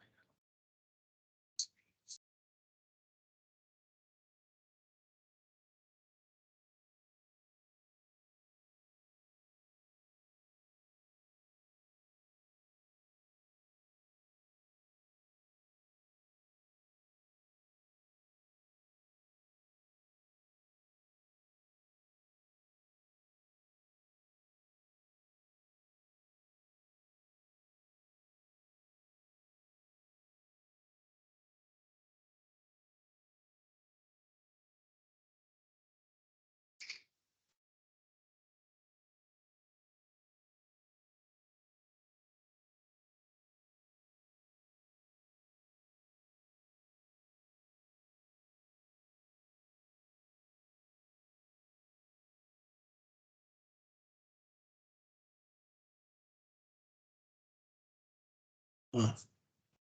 You gotta look at that. See what the author did.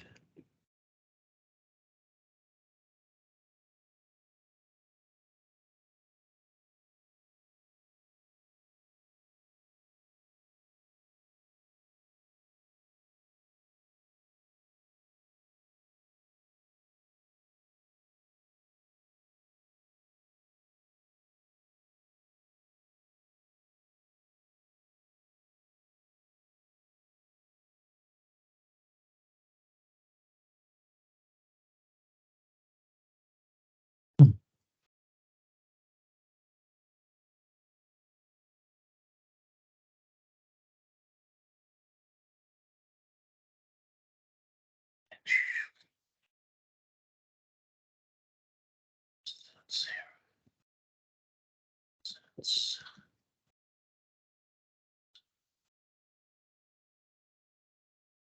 John.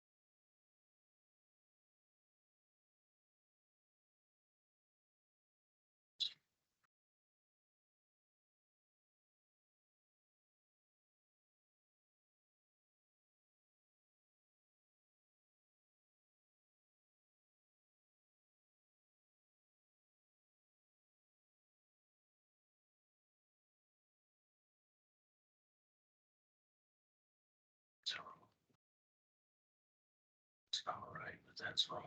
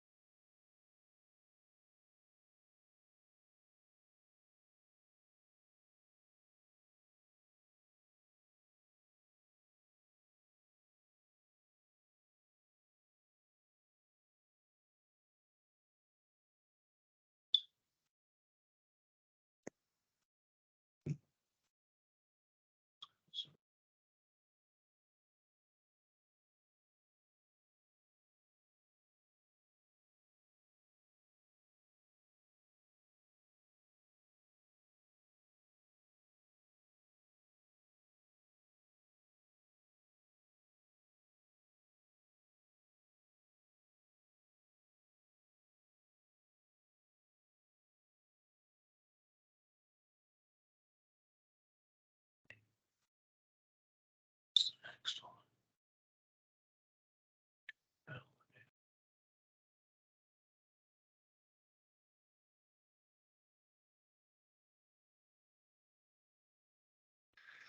one.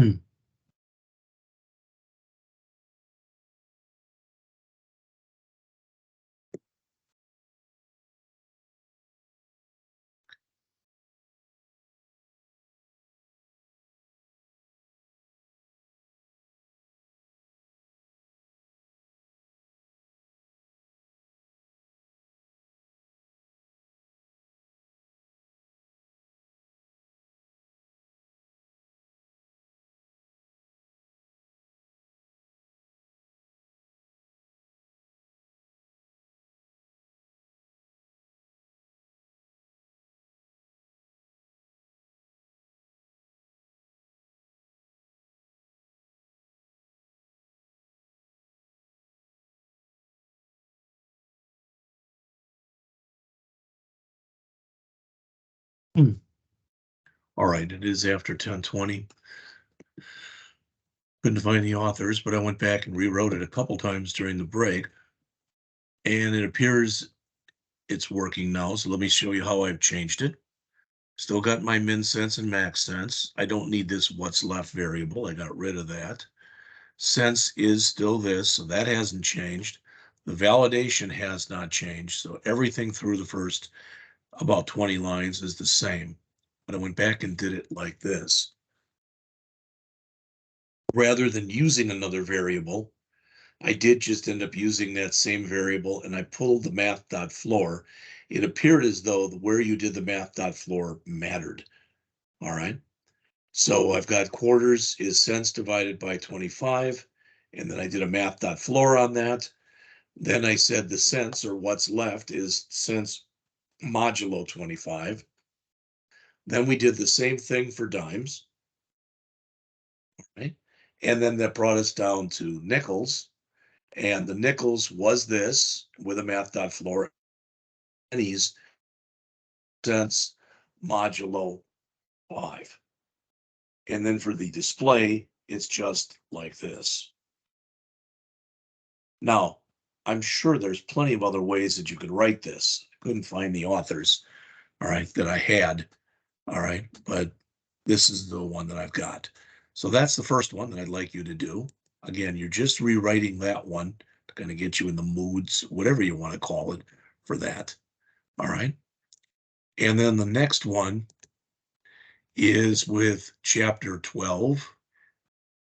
It's this countdown that's right here. Let me move that up. Come on. Let's open that one up in code and close the other one, the change calculator, and have this one open. Okay. First, let's take a look at it, then go back. Let's go back and write it. Again, in here, you've got some stuff in here. It looks like we got most of it in here. I hope I've got the right one. I don't like giving you finished ones from the beginning. But that's what it looks like this is. Well, let's look. So let's bring in the index.html and let's run it. And I'll put in Christmas. And the date will be 12/23, or sorry, 25, 2023. 250 days till Christmas. Let's put in something with an invalid date. Yeah, that is invalid. So I must have put in here. I'm going to just grab the, let's see, it says not done, but it looks like I've got a done one in here. Like I said, these over the years, I've done these more than one time. So let me see if I can find the authors.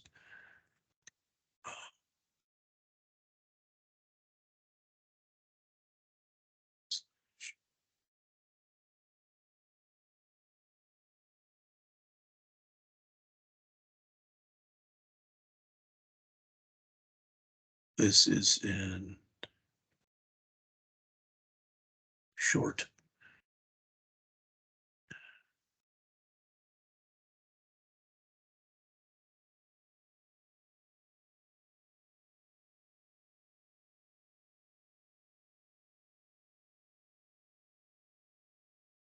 Let's close the one that's open.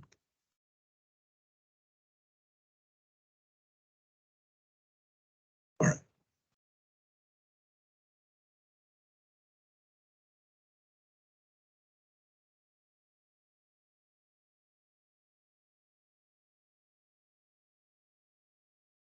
Looks the same way.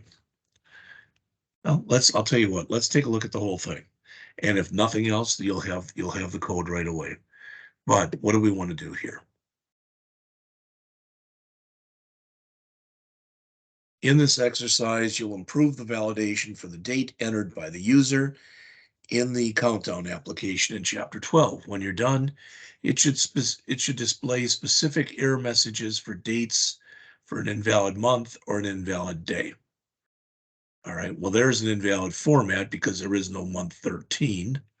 There is no day 33. I don't know if they're going to check in here to see if the date's already passed the year or not, but let's look. Exercise is short. That's what I brought in, chapter 12 countdown. Start the application. It says, note that the error message doesn't accurately describe the error. So let's look. So I'm going to bring that up, run this, and we will put in here 23/45, 2023. Please enter both a name and a date. Oh, it's because I put in the wrong one. Christmas.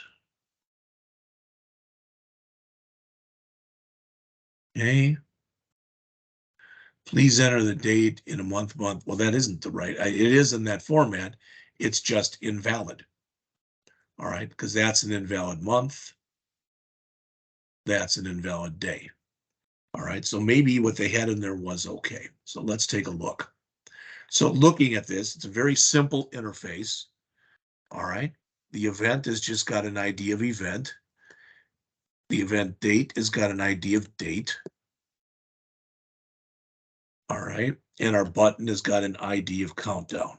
Okay, again, we're using jQuery and our countdown.js. So let's find that.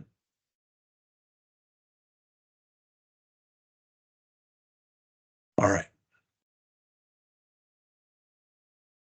So click event, event is event.value, date is date.value, and they're having this thing called message label. All right, make sure the user entered a task. So if the length is equal to 0 for either one of these, and really again, it should be triple equal. So if either one of those were left blank, could even probably run a .trim on here. I don't know why we couldn't. In fact, let's see if right now, if we run this and put in a blank here, and then just put in today's date, 4/17/2023, do we get an error? Hooray, today is. Okay, so we really should have a trim in there, I think at least.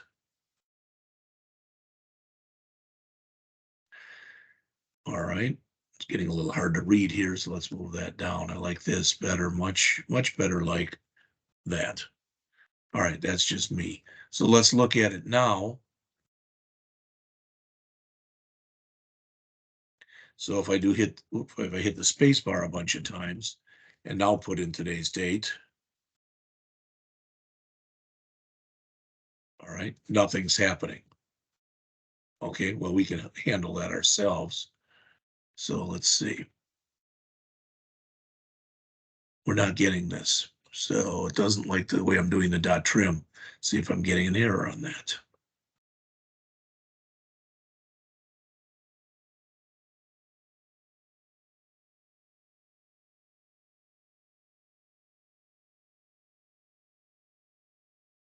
Okay, trim is not a function. Well, I sure as heck thought it was. I don't know why I've used trim before in here, but it doesn't like it. Okay. Maybe you have to do it later in J or differently in jQuery. I don't know, but I don't want to waste time on that. So fine, we'll get rid of that.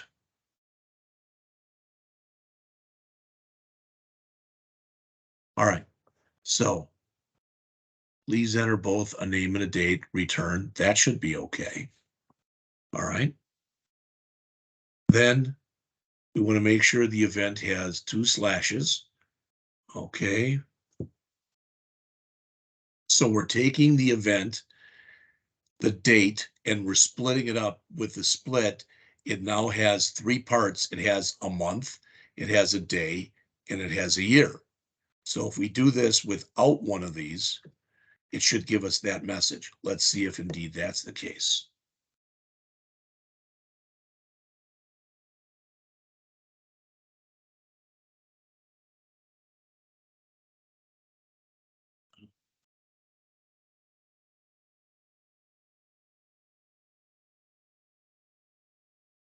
Please enter both. Oops, did it again.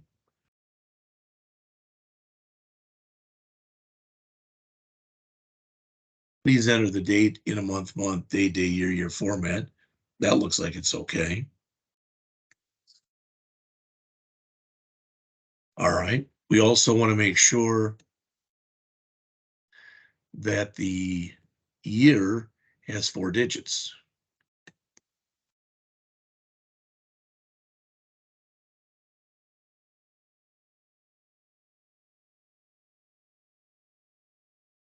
So substring event date dot length minus 4. All right. If is not a number. So if there was nothing in there, so let's try that one. Let's put in a 4, 17, 20, 202 instead of 203, and that's got to go on the next one.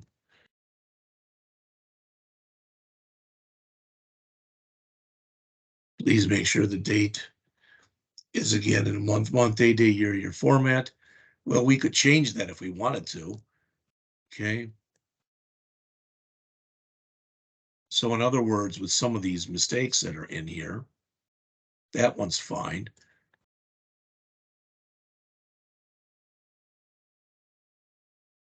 We could change this to please enter 4 digits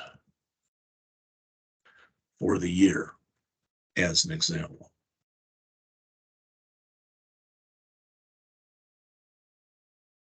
So again,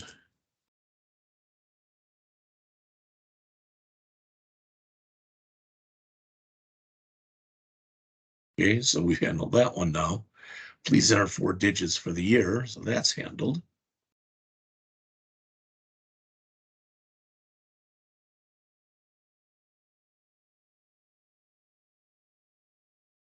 Convert the event date string to a date object and check to see if it's invalid. All right. If date equal an invalid date, please enter, I'll just change that to please enter a date in month, day, year format. So let's see if we can test that one.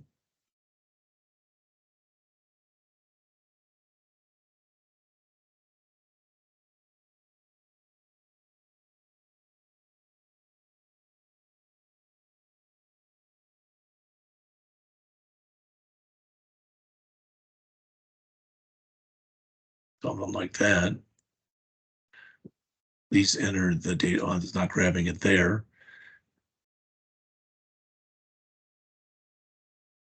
Still giving that same generic error message. Doesn't seem to be getting that. All right. Capitalize each word of the event name. Well, I'm not concerned with that stuff, but there's some other stuff we have to be concerned with. Like what? All right. Well, remember when we did this, we now have 3 parts. All right. Part 0 is holding the month. Part 1 is holding the day, and part 2 is holding the year. All right. So this is going to be kind of the way it is being written, but I'm going to do it like this anyway. So we're going to say month equal date parts 0. All right. And that, oops, and that should be a value, the month. All right. Between what?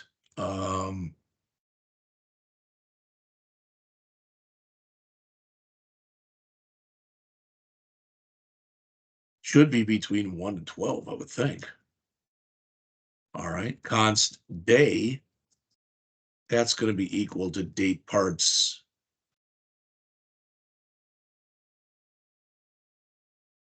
1, and that's going to vary. All right. So depending on what the month is, that's going to vary. So that will be either 31, 30, 29, or 28. All right. So we have to check for all of that fun stuff. Okay. In fact, let's do that. Well, we could do that before or below. I'm going to do that above this. We were given that, so I'm going to do that up here like that. All right. So the first thing I want to do in here is I shouldn't have to do a month check. All right. It would have already been caught earlier, I think. All right. So let's see. We want to make sure that the month and the day are valid. All right. So what do I mean? Well, if we look in here right now, I'm going to save this and run it again.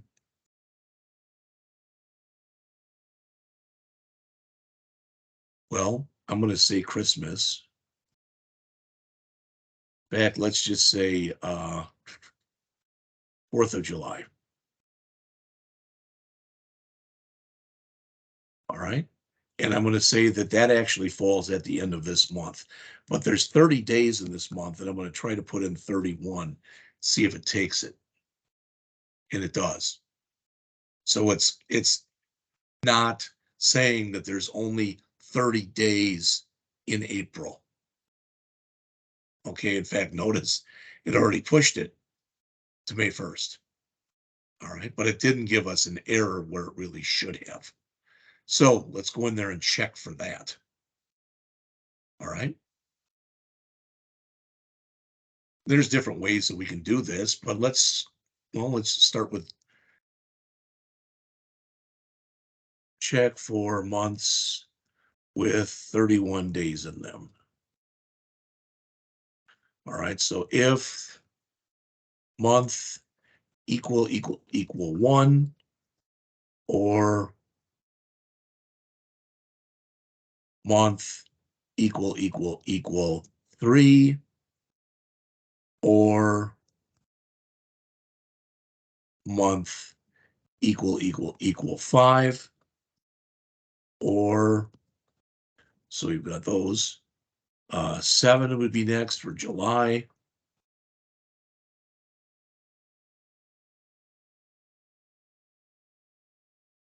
or also for August.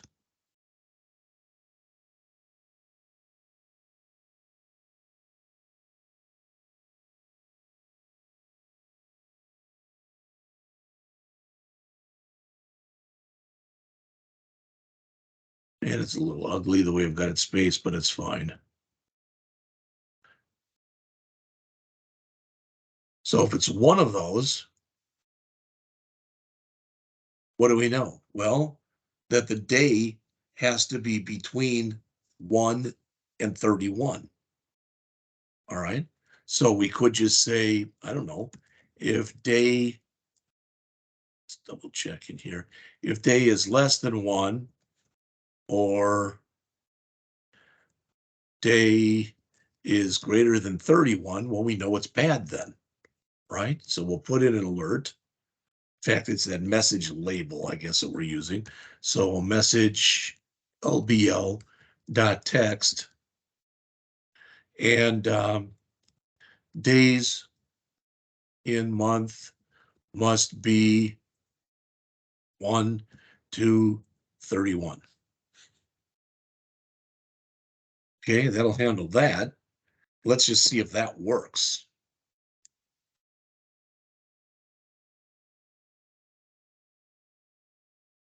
So if I come in here, just put some garbage in here, but let's try now 1/32/2023. It's giving us, not showing it, so let's inspect console, no errors.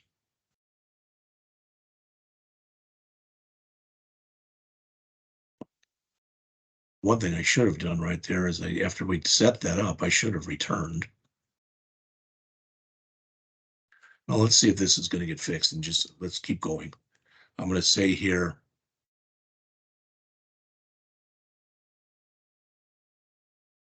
else if month equal 4. These are going to be the months with 30 days. So then we'll come back and hit the odd case of February.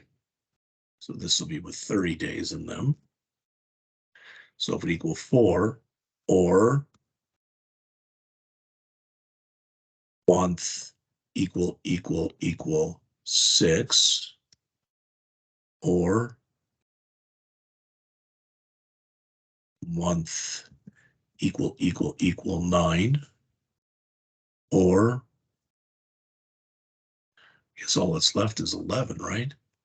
We have 1, 2, 3, 4, 5, 6, 7, 8, 9, 10. That'll be 11. Let's move this down.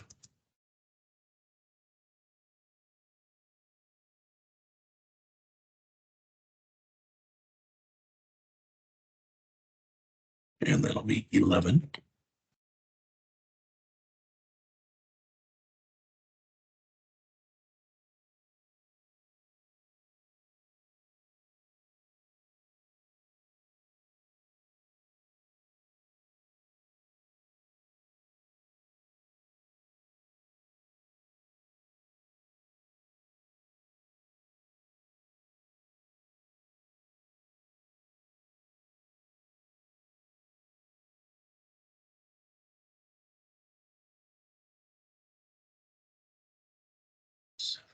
Eight.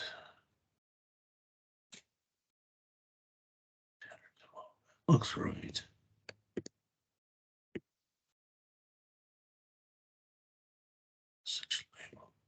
Why is it printing that? I don't know.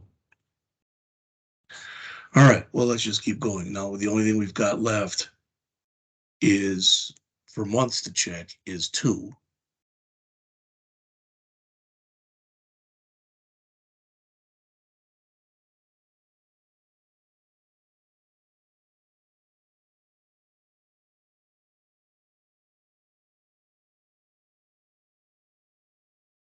Let's see. Well, there's actually 2 checks for a leap year. One, if the year has got to be divisible by 4, and the other one is the year. What is it? If it ends, it also must be divisible by, if it's divisible by 100, it must also be divisible by 400. I'm going to just do a simple check and say if year modulo 4 equal 0. That's all I'm going to do. All right. Then same kind of thing is here. So this is if it is a leap year, so that'll have to be 29. So will this. Add over.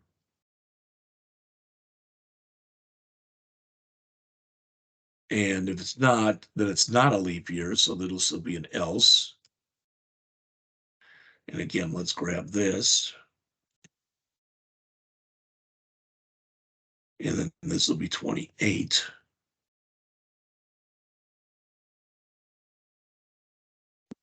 Right? And so we've now handled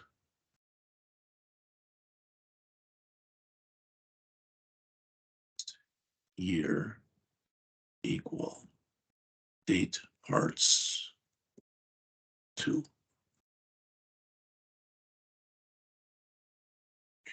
Doesn't it like? Oh, there it is. All right, I'll come down here and just say year equal date parts 2. I think we've already got it though.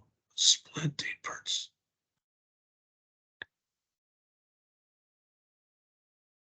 Like that.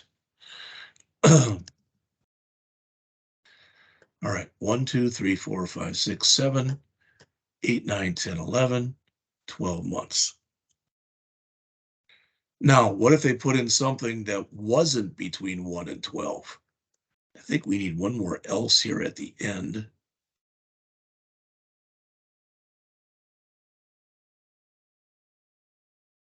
That says else and then tell them that the months must be between.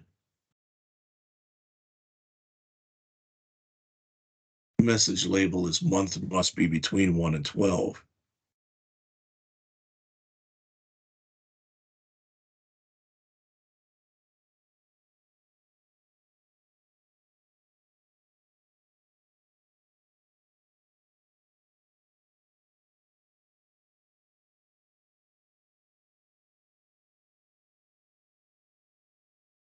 All right. Let me run it, see if it works, and go back and we'll kind of dissect it a little bit.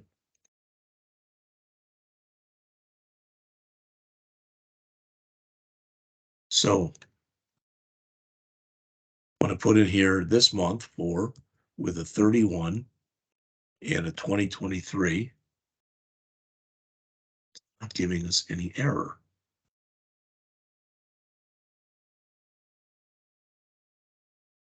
Assignment to a constant variable.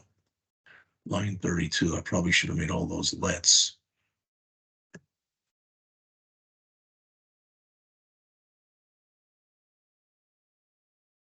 Oh, that's in this one here. Okay, I'm going to see if I can do this without that. See if I've already got the year in there.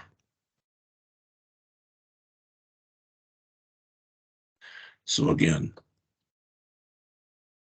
4/31/2023. 14 days. No, it's still not grabbing that until DDD. What is wrong with this?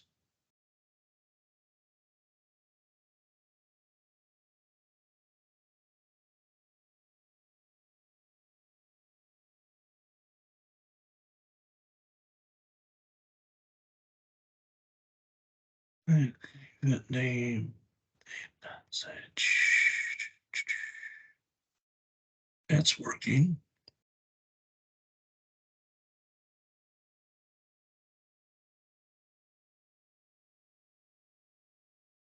That actually worked.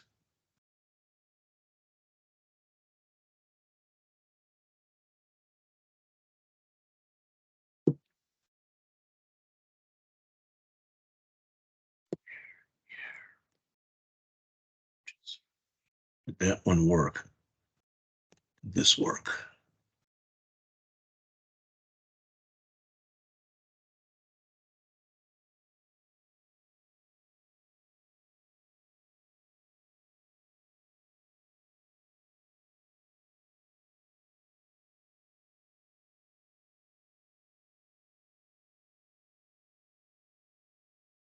Okay, that works.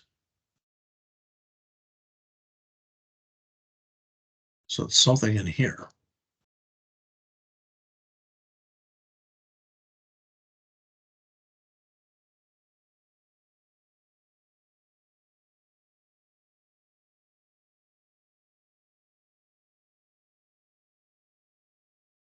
Days less than 1 or it's greater than 31. We should be getting this.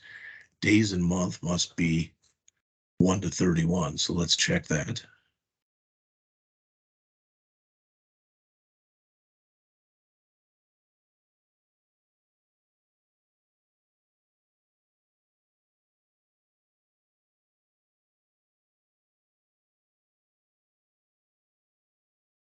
See, it's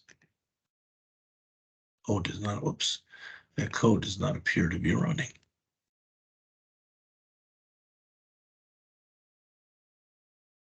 Yeah, it's saying no errors. I should have done a better job of testing my own code here. Day is less than 1. Day is right there. 31.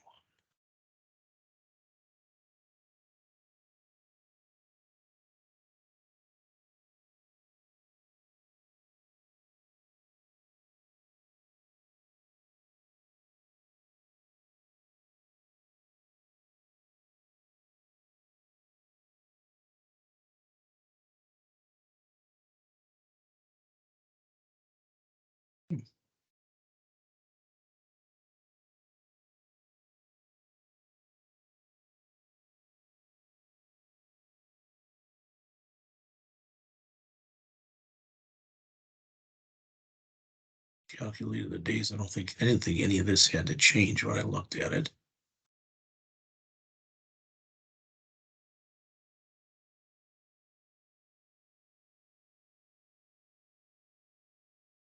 If anything changed.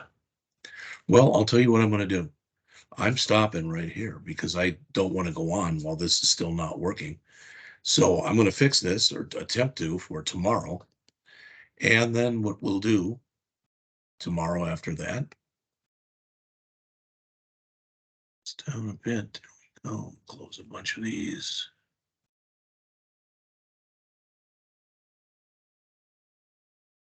Right.